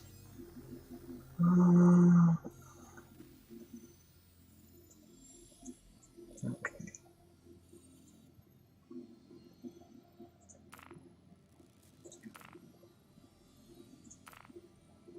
It's not that far away. Alright. Launch complete. Oh, look at those plumes right there. See right there? Cool.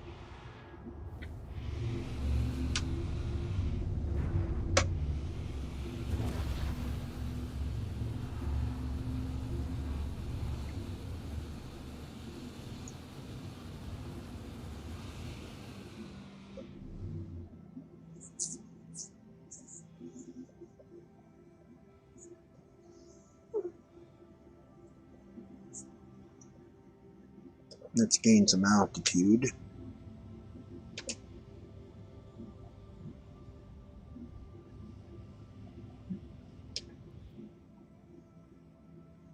And then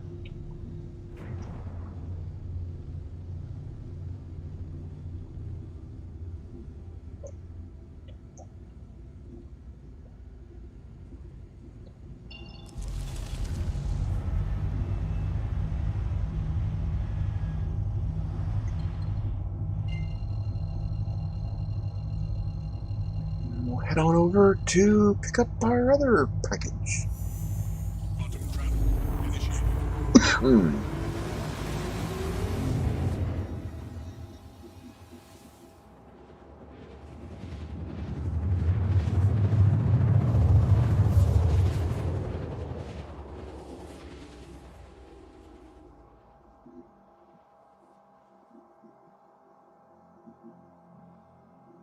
Quantum travel.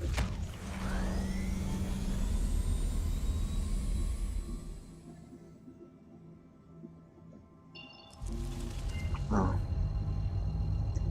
And until they do the building blocks, I can't see it. That's a very too light a color for me to see, so I need to use this.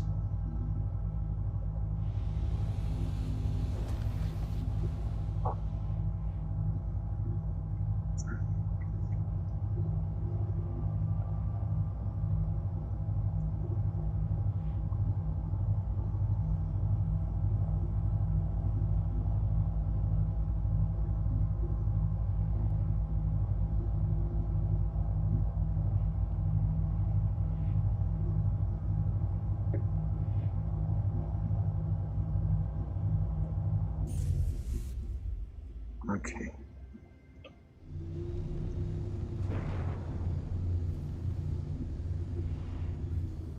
Alright, I can see it now.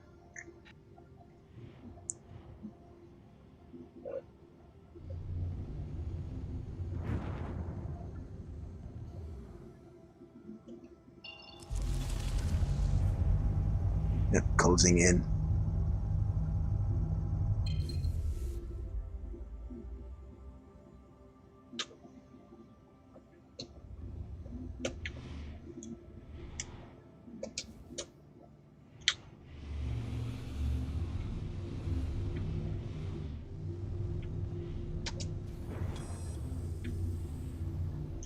Landing gear deployed. Proximity alert. Head. Proximity alert. Head. Proximity alert. Deck.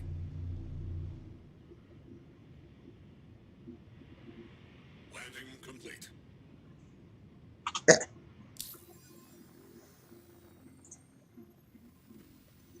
Not available. Oh, well, I don't really need it.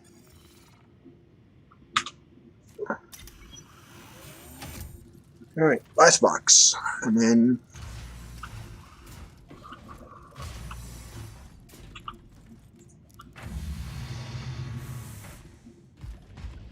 there you go. Right over there. Up. Hippity hoppity hippity hoppity. A hippity hoppity hippity hoppity. A box delivery we will go. Alright. Pressurize me. Thank you. Ooh.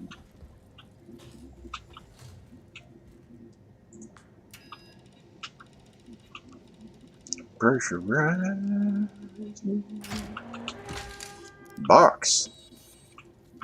Alright. Door. Depressurize me. Alright.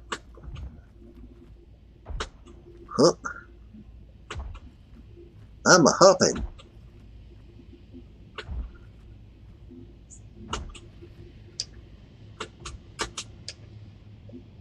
I'm a hopping. Okay. 4 boxes.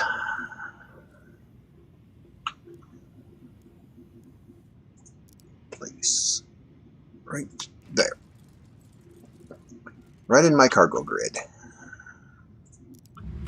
And all of these are going to New Beverage.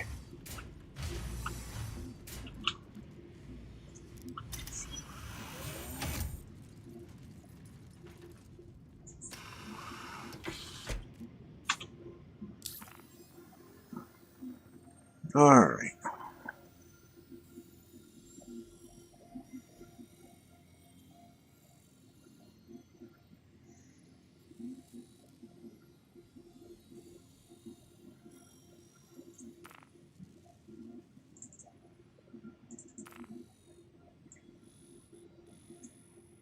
Alright.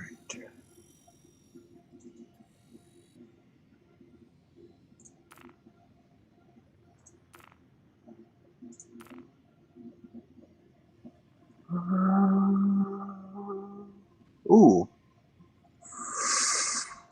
Okay. I need to stop off.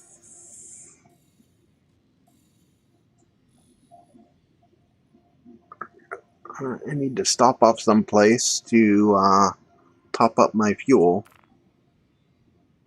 So,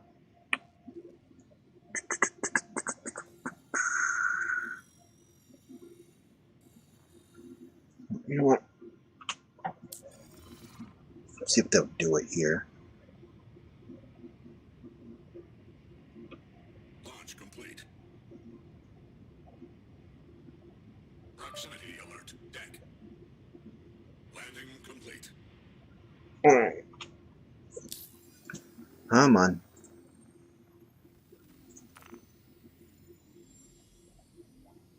Refuel my quantum, please.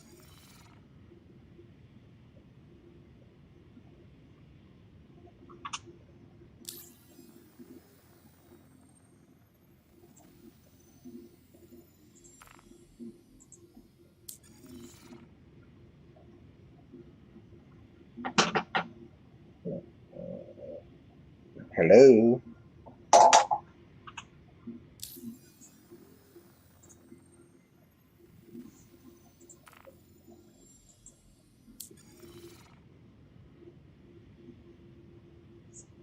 Hmm.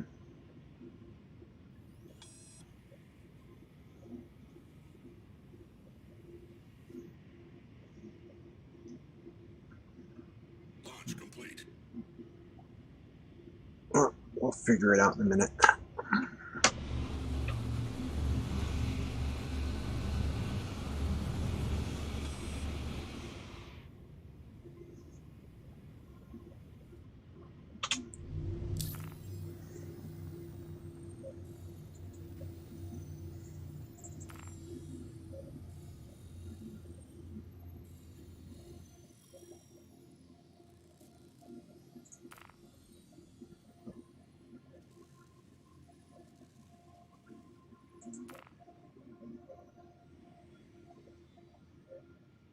We're here. And I need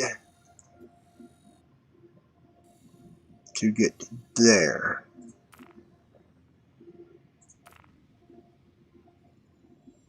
Ah. Okay. Microtech. They've come close enough now that I can actually make it now. Okay. Wow.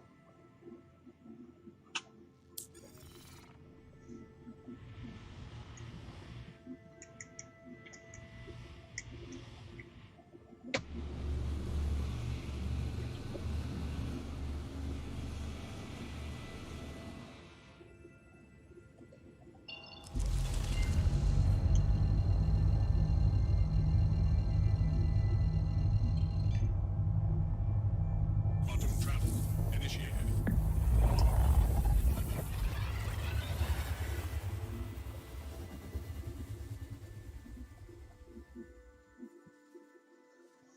And now we're going to Microtech.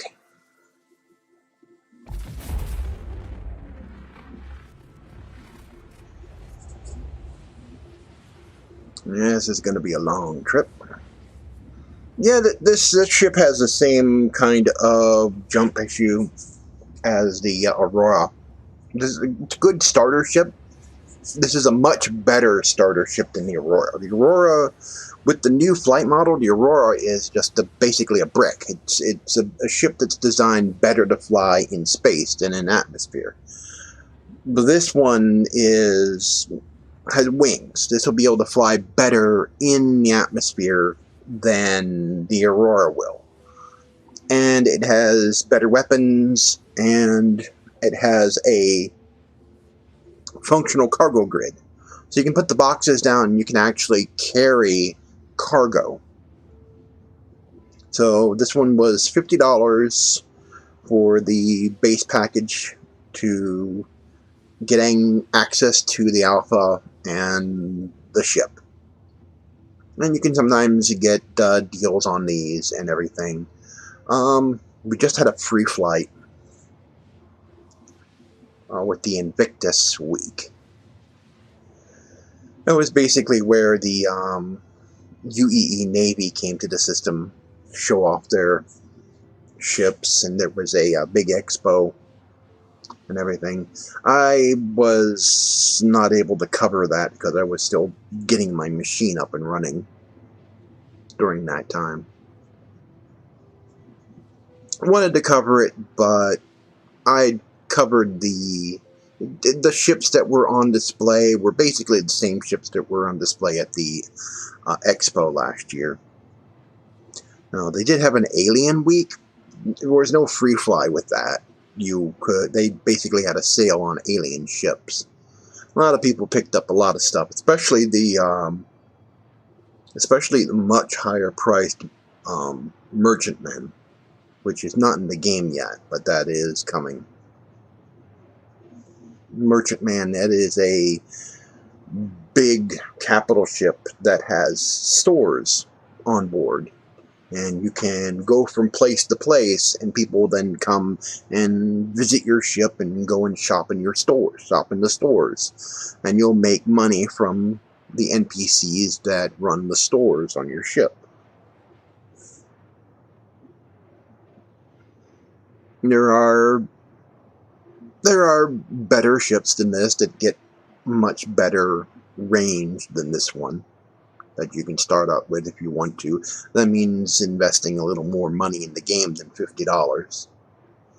But overall, as a good starter ship, the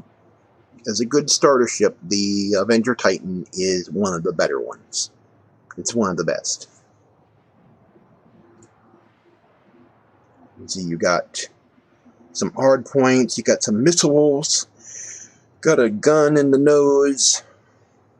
I left my lights on. I may need those.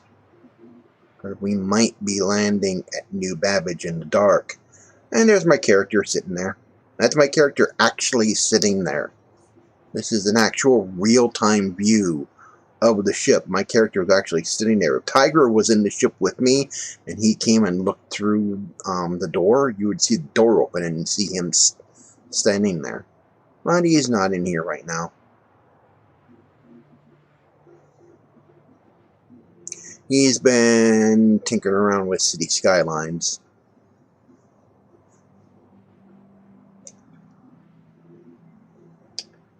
If I wanted to right now, I could get up out of the seat and do whatever if I wanted to.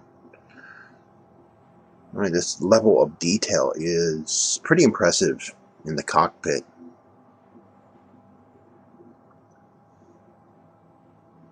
These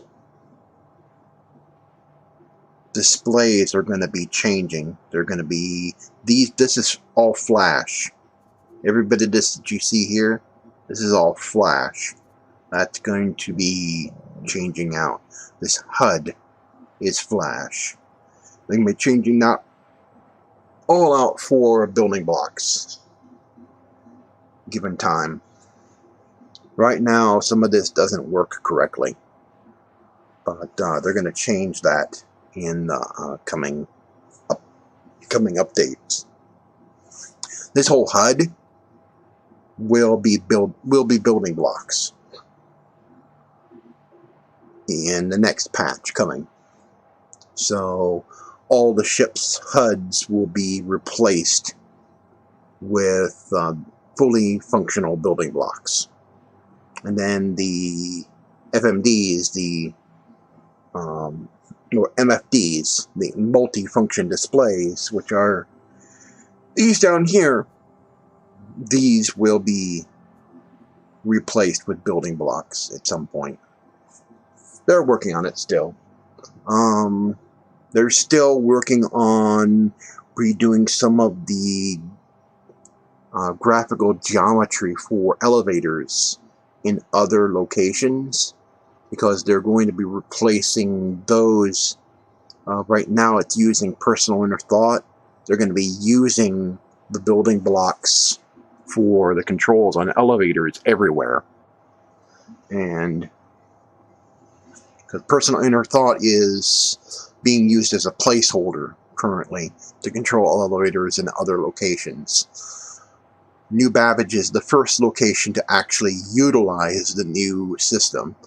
Now, personal inner thought will still be a thing in the game, and the reason why they designed it, the reason why they designed personal inner thought, is because this game, they're designing the UI with VR in mind, because they're eventually going to be implementing VR again. They did have it at some point early on. They were testing it, then they removed it because they were continuing to develop the engine, and so they had to take it out temporarily. They're going to be putting VR back. Alright, and we're approaching the planet. Should be able to start seeing it. Again, this is all real time.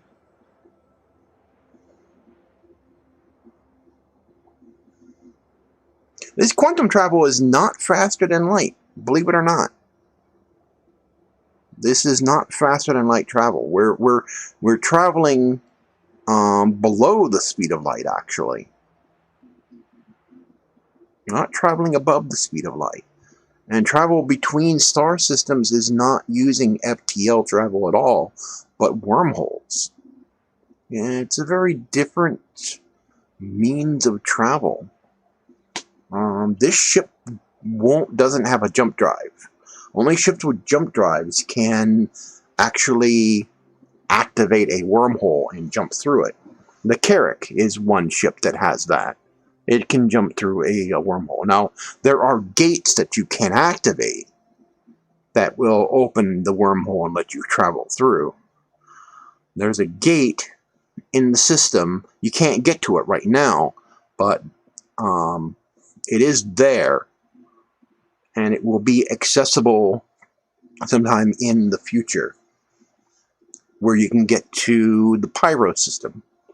And the Pyro system is going to be available at some point.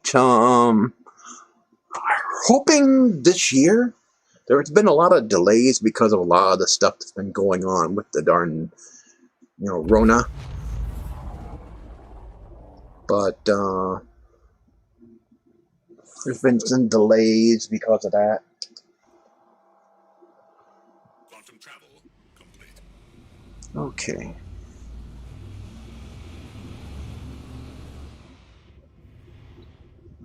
Now I have one more jump left. There we go.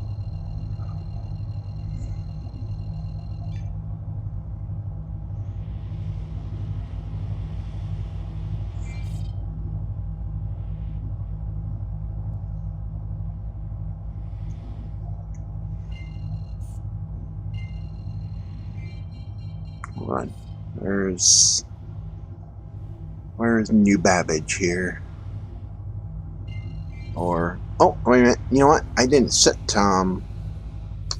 New Babbage as my destination yet.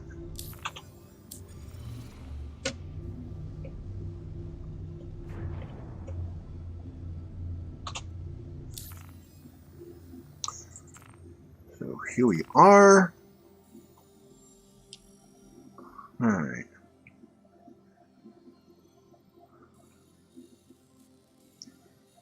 Alright.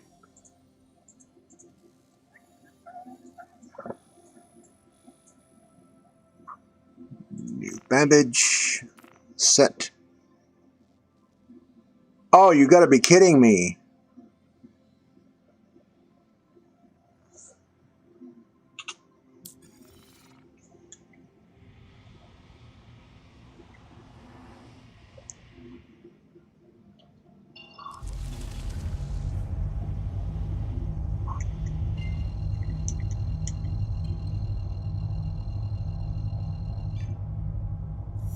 This is the last of my quantum fuel. Wow. My quantum fuel will be completely gone when I am done. Wow.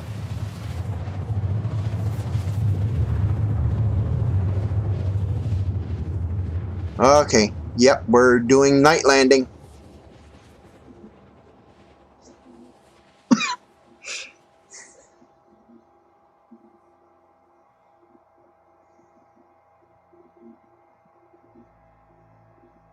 Quantum travel.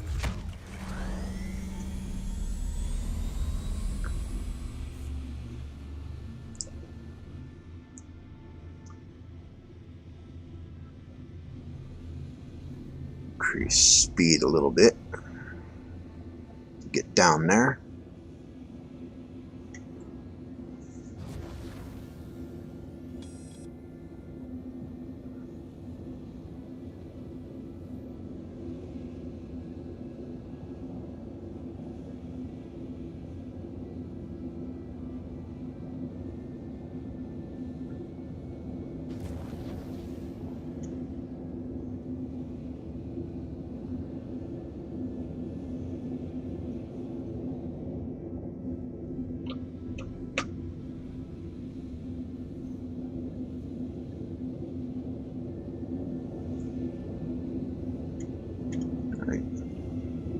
Well, basically, we're going to be landing at the rooftops. Here.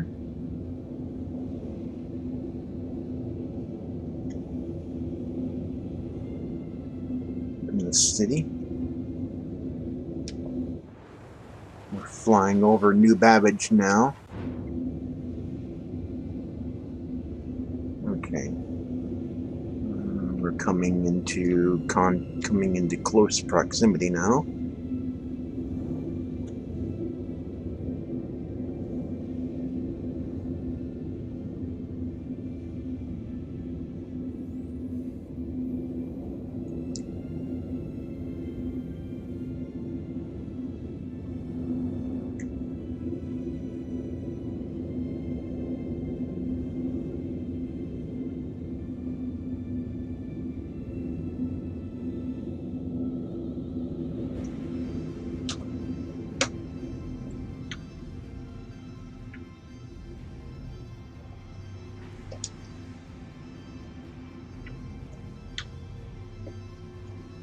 Okay.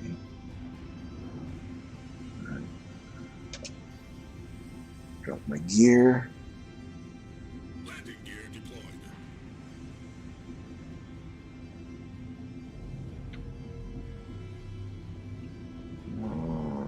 Here we go.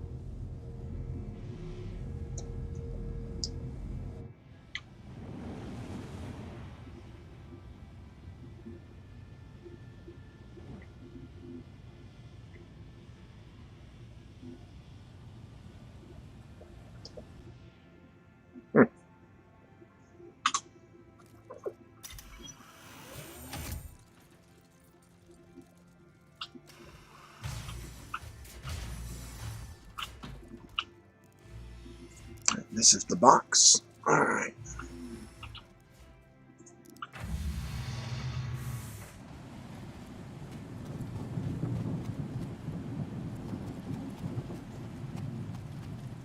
It is. Oh, temperature is dropping.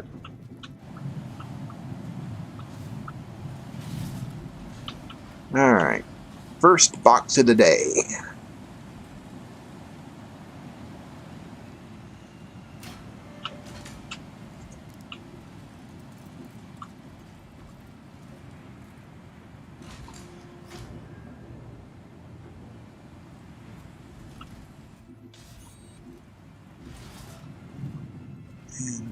Wow.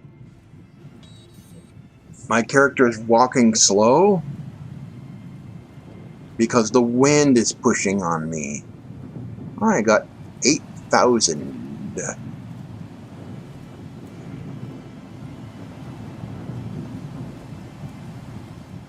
Oh man, wind is blowing. Oh, I barely got on there, didn't I?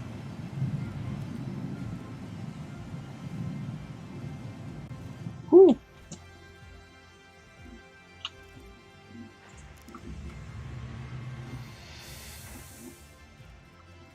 Alright.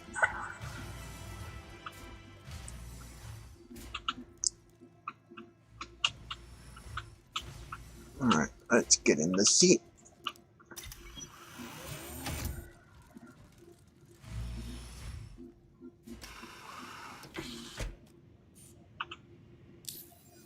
Alright.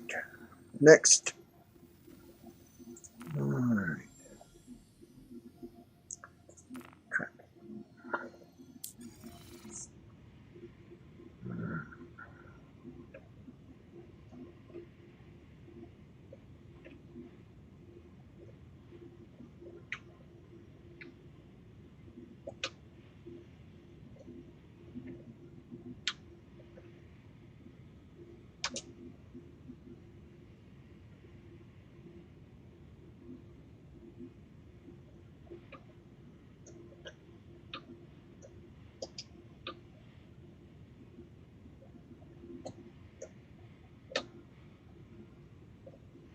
What am I lifting off here?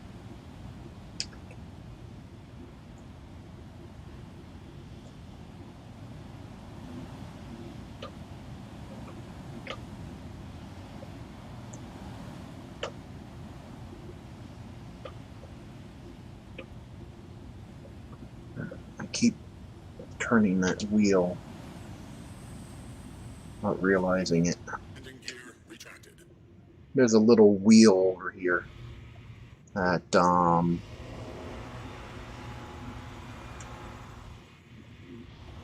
okay. There's a little wheel on the side, and it is set to thruster power. And sometimes I hit that, and it turns my thruster power way down.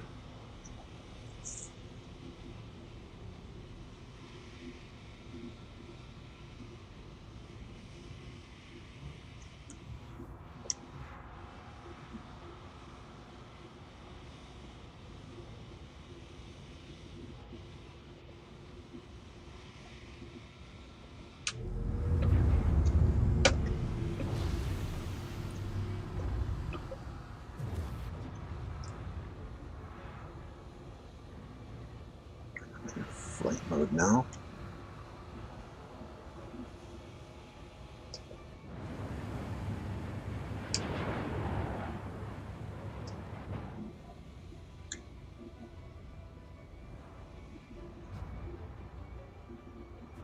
Alright. When I get done here, my character needs food. And some water.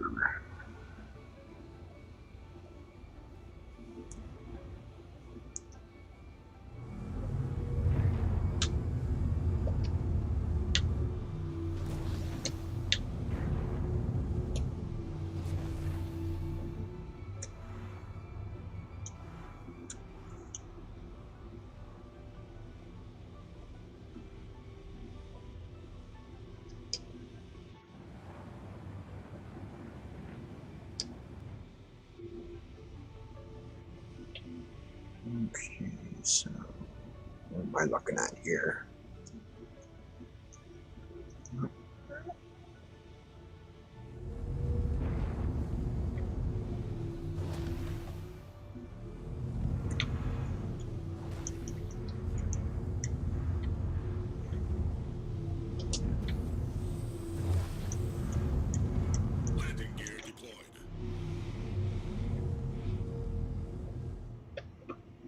Proximity alert. Deck. Proximity alert. Deck. Landing complete. It's supposed to be able to do this on here, on these platforms. Nope. Oh well. Next box.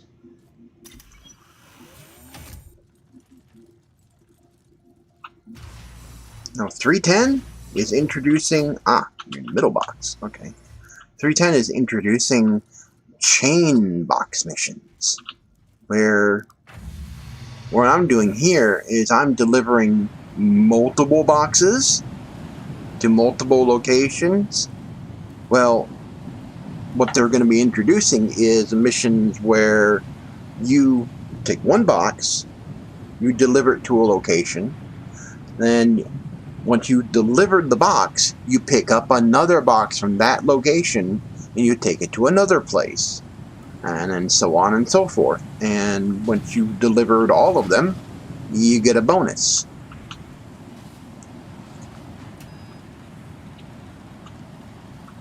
I hit the wrong button. Yeah, it's gonna error out. Okay. Okay. Alright. Delivering pickups and drop-offs. Okay. Place.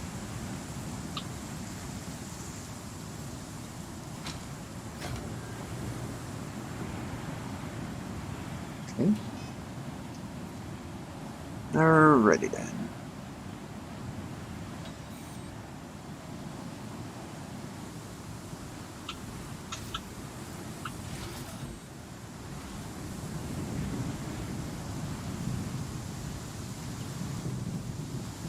$8,200. Alright. Let me get in my ship. Alright.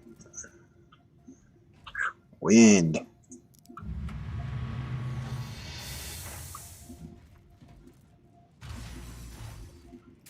I've got a good 16,000 right there.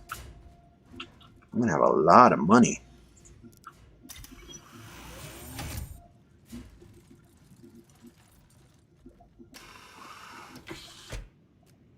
Okay. Now, let's see.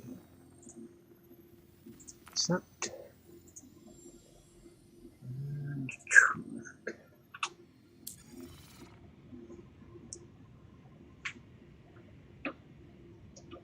Launch complete.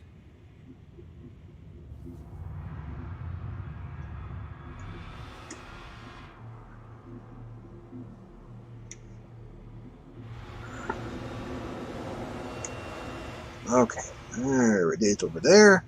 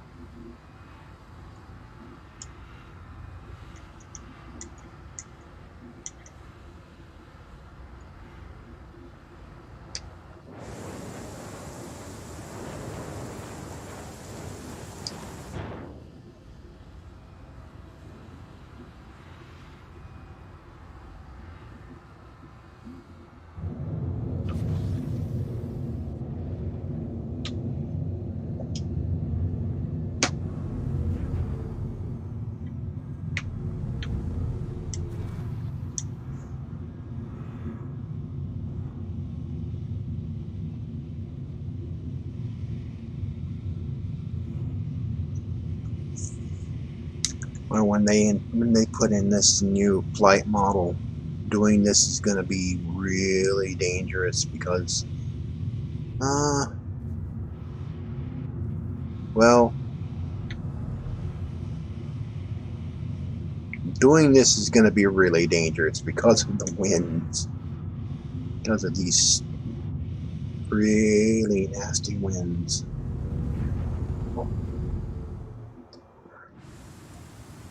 My gear up, my gear is down. Cool. Proximity alert. Hit.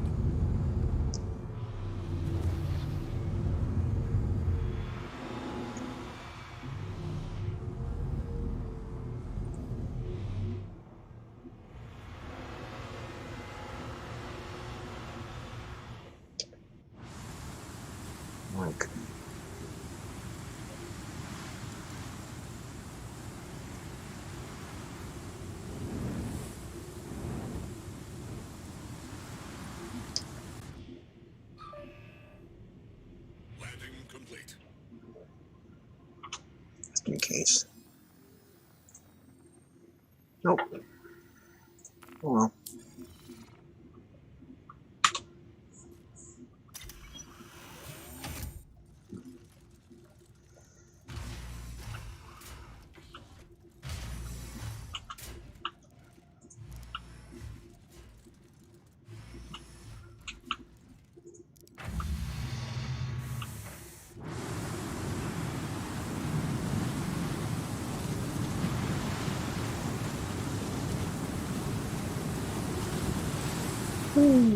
Temperature is low out here. It's getting lower.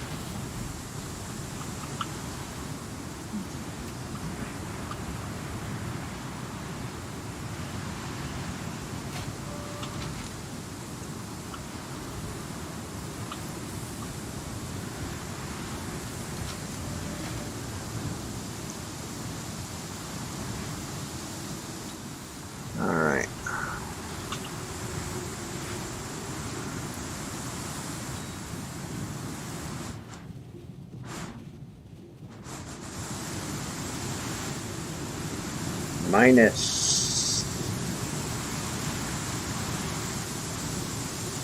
Minus 97. That's why I have the special suit.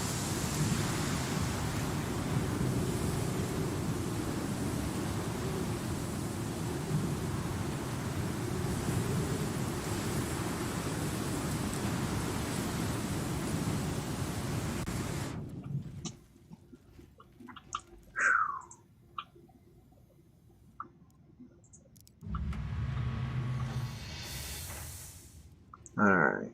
Now. Oh yeah. Lots of UAC. Alright. Final one. Track.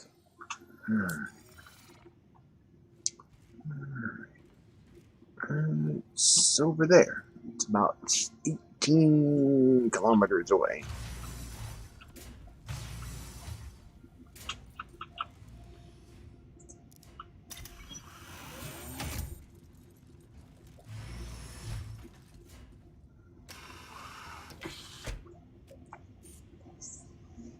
Okay. Launch complete.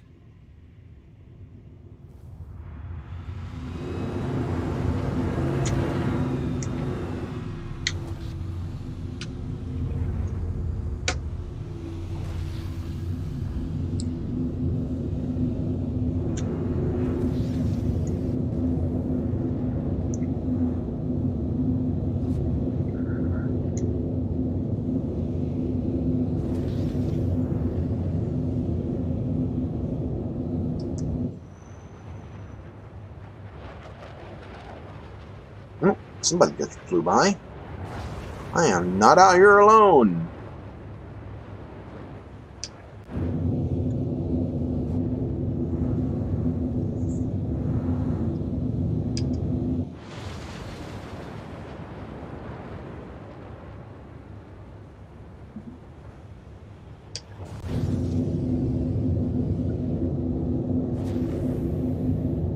I'm drifting a little bit.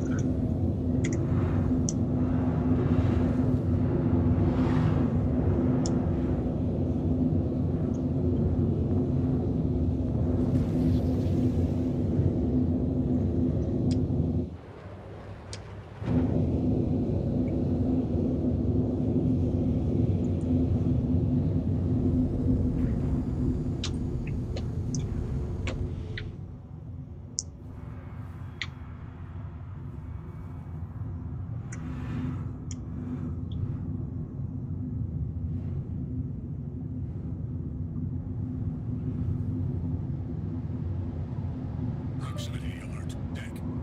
Proximity alert. Whoa! Whoa, whoa, whoa, whoa, whoa, whoa! What the hell?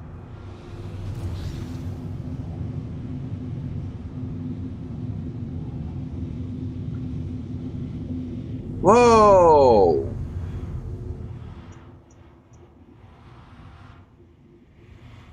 What did I just run into? There's nothing there. I mean, proximity alert deck. Wasn't on the ground.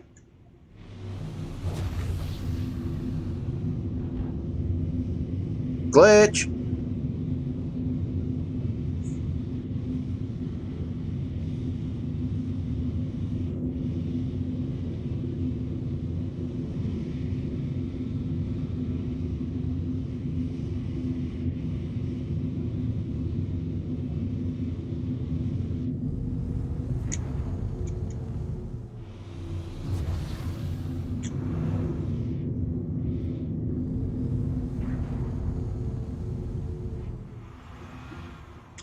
Alright, here we go.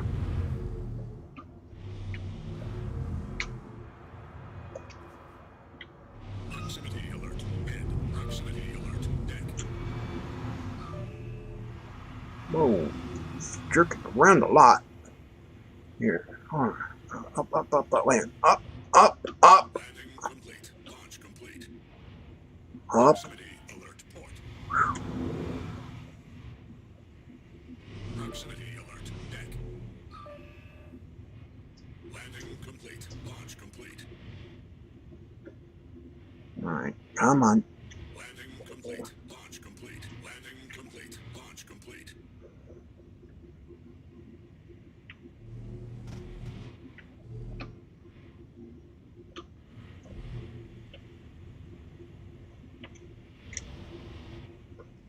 What's going on here? Oh, that's what's going on. Duh.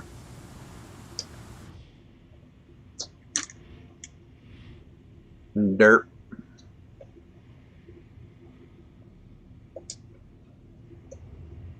Proximity alert. Deck. Being a dirt blender.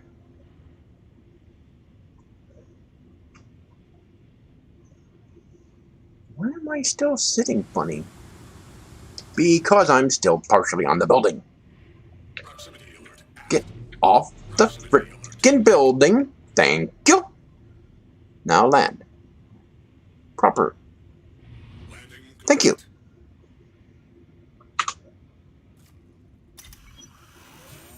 Derp. I am being Derpenstein.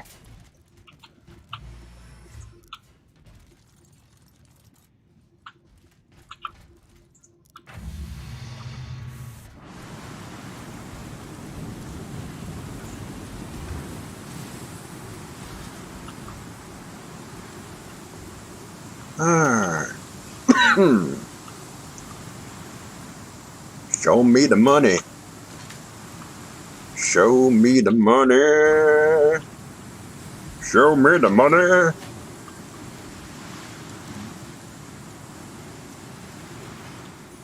Oh yeah. See that message about the cash? Show me the cash. Yes. Alright, I have 47,000. Alright, I've got more than enough to get that suit now. Now my character needs some sustenance.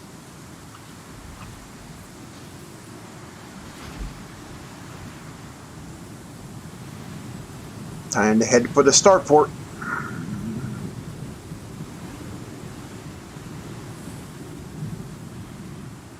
Alright. Close.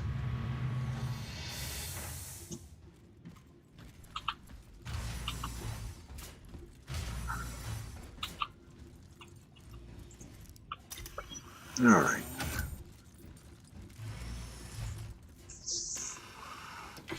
Alright. Launch complete.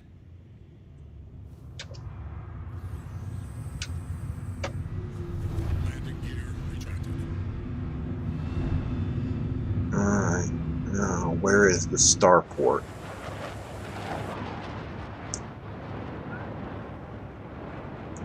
Right, I'm flying up. I need to not fly up. Here. Alright. Down. Down, down, down. Whoa!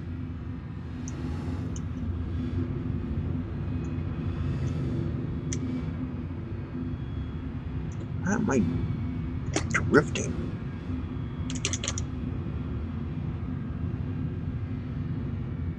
I'm not supposed to be drifting like that. Where's the starport?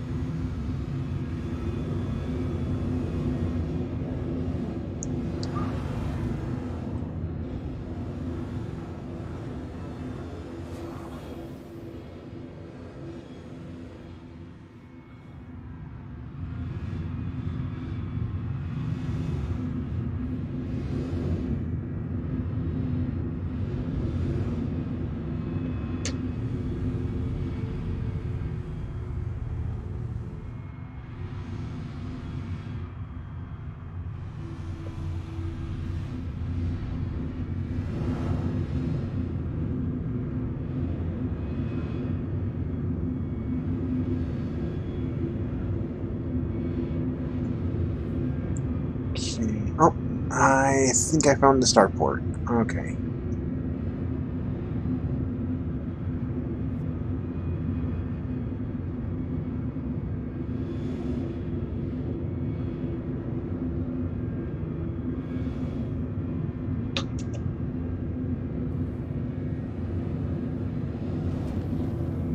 Oh, there.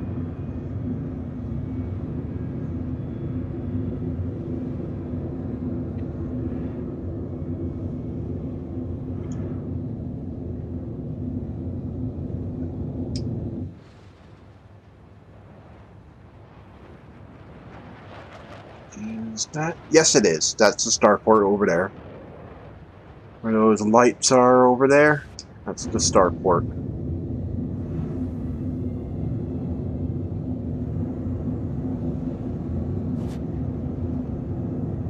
That is most definitely the starport, I think. I reckon.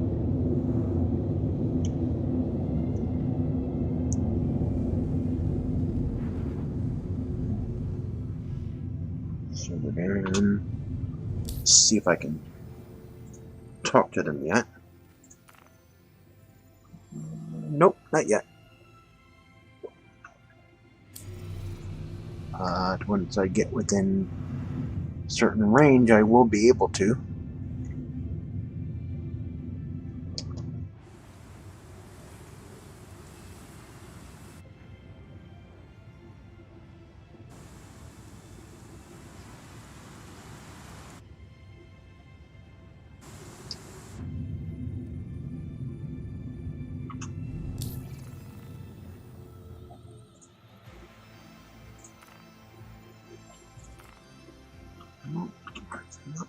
Yeah. I don't. No, that is not the starport. Where is the starport at?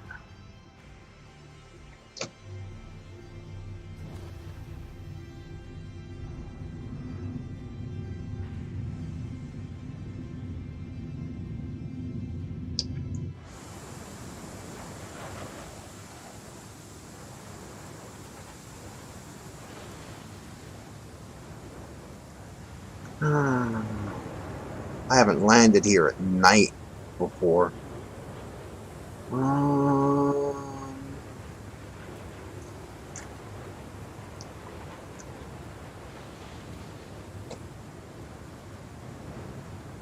Oh, there it is! Okay. You know, the fact that I didn't see all the bright red lights should have tipped me off. Alright, there it is. That's the starport right there.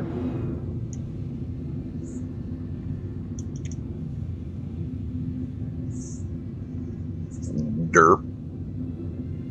I'm just being a derp. For some reason. Tonight, I'm just derping. Like crazy. Like, duh.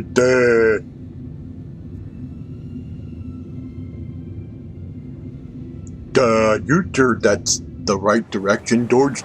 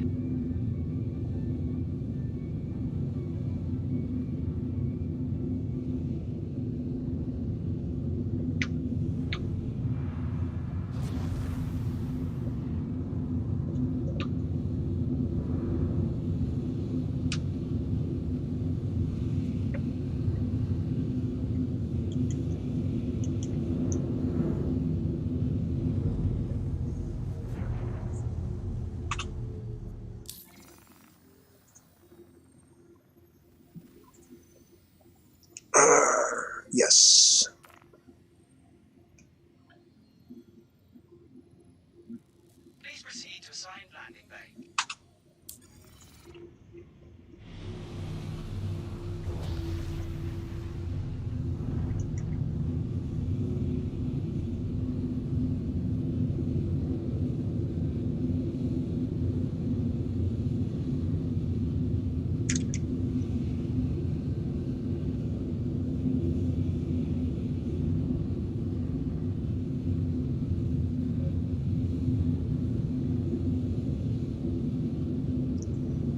Alright, where's my...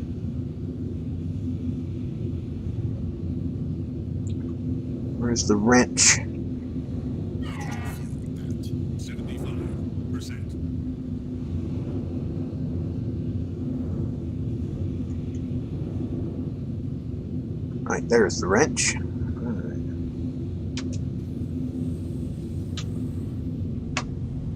Landing gear deployed.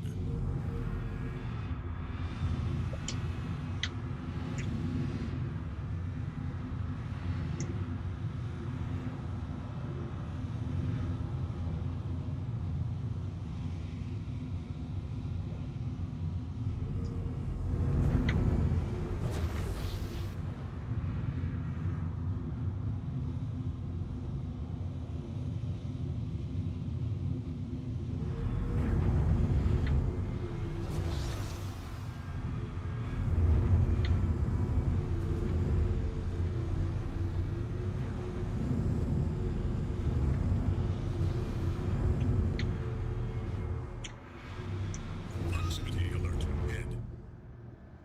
Proximity alert. Port. Proximity alert. Head. Alright.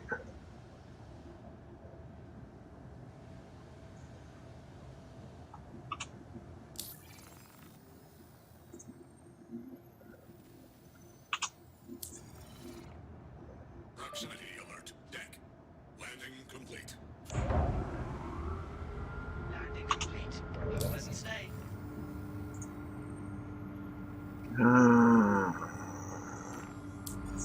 Well, I'm done anyway. Weapon systems offline.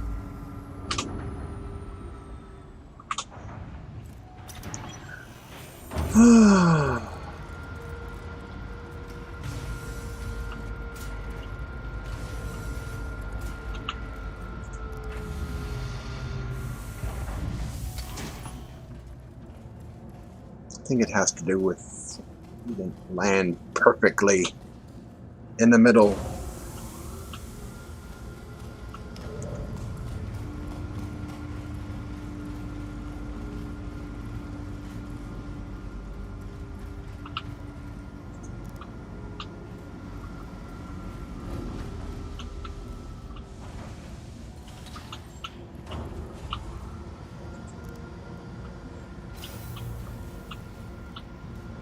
Okay. Now this elevator has the building blocks controls. See?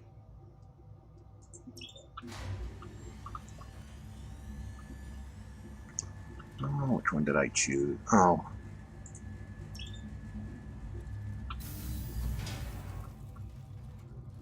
Alright.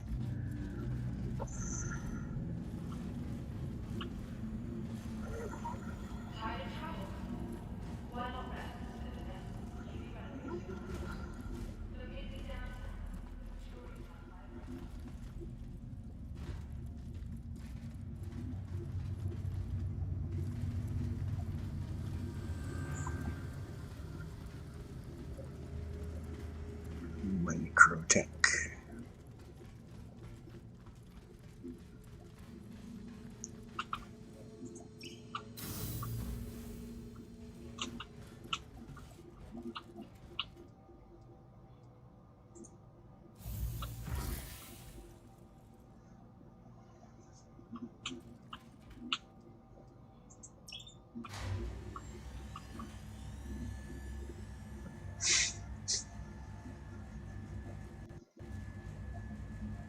Okay. Yeah, my character needs water and food. So I'm going to head to the commons.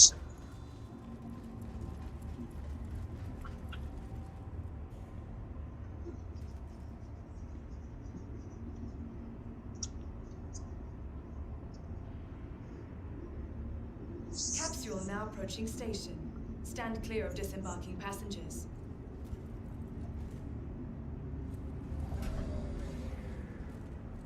Alright.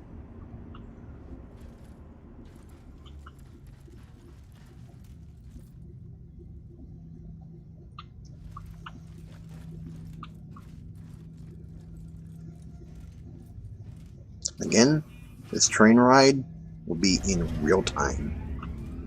So let's watch us leave the starport behind.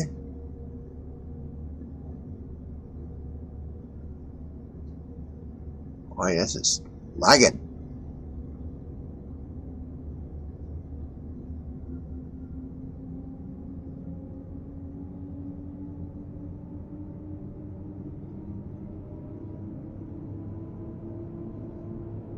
There's the starport. There's the city. Again, if someone were flying up right here, I'd see them.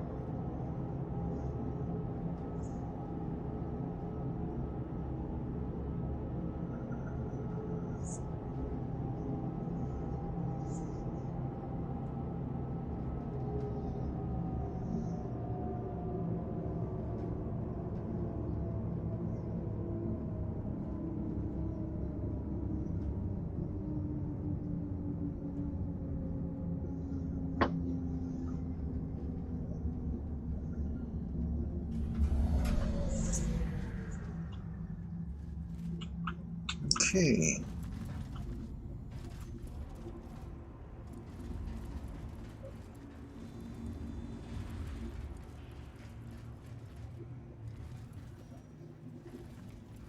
Embrace your shortcomings as much as your successes.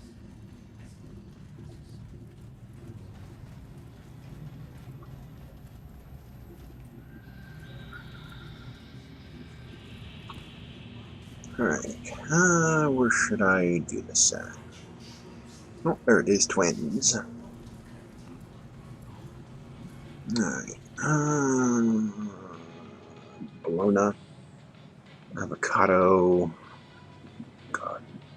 What's a godmother sandwich? Turkey. Oh, wait a minute.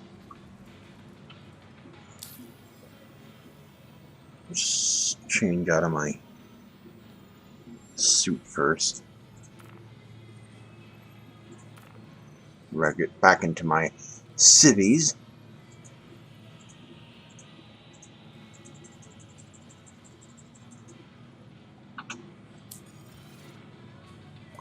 Alright. Alright, I'm in my civvies.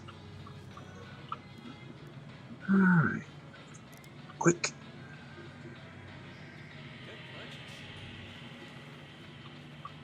Alright. Eat.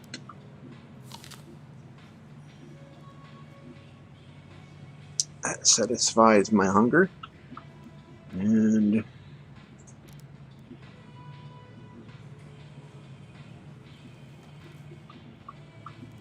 alright.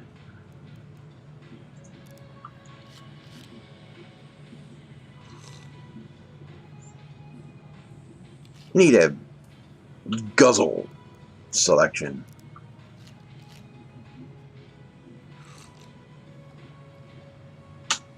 I can drink the whole thing down. Go to lob.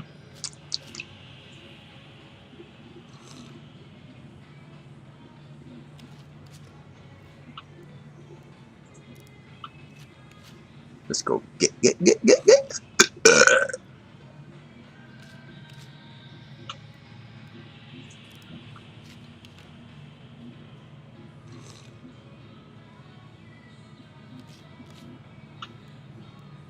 Almost.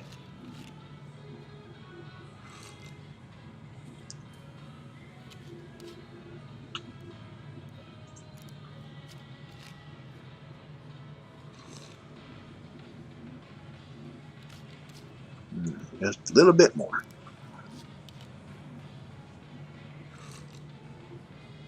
Alright, 100%. And for some reason, we drop it on the floor. Alright. Okay. Alright. Where'd it go? Where is it at?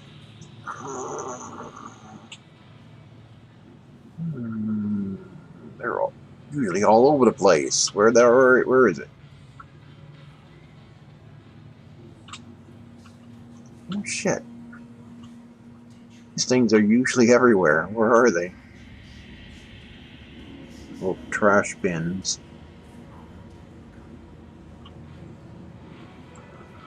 Ah, there it is.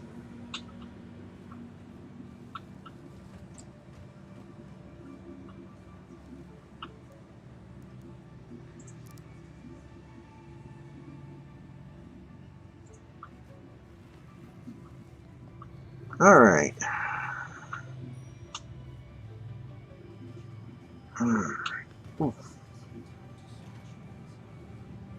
This is getting rough here.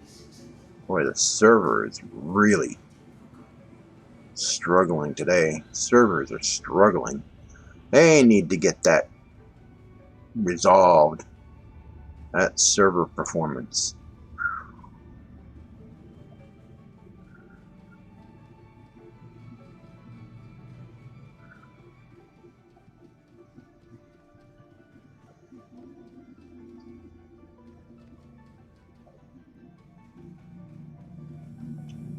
Alright.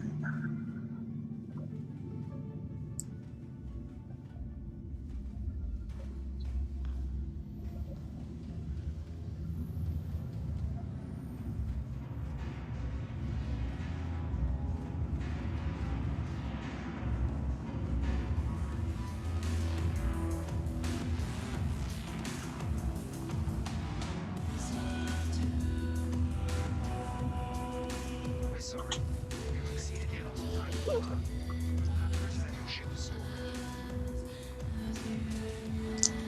Alrighty then. Ah, my ship has been stored. Alright. Well, today I talked about the game and why it can't be, why it's not, and why it can't be a scam. Me and Tiger are going to reiterate on this a little more in another stream. And, I'll be doing a lot more of these StarSidin streams. We'll be doing a lot more playing. We'll be trying different stuff. I mean, once Theaters of War comes out, we may give that a try. See if there's anybody on playing. Or most likely there will be. There are people that go and they play the Arena Commander and Star Marine. And we'll see, how many people are playing those modes and try it out. And, well, thanks for watching. Just wanted to, I just needed to vent a little bit on the whole issue of the game and why I'm really frustrated when I try to bring up the subject of StarSidin and people just completely freak the fuck out. Not everyone does, but there are enough of them that it's become a problem. And it needs to be nipped in the bud really hard. Because this is a good game. It doesn't deserve this flack. Yeah, it's got its issues. It's an alpha. Those are expected. And this game deserves a lot more respect than what it's getting from a lot of people. This whole conspiracy theory that it's a scam needs to die. Anyway, I'm Mike the Zorch. Thanks for watching, and I will see you again in another stream.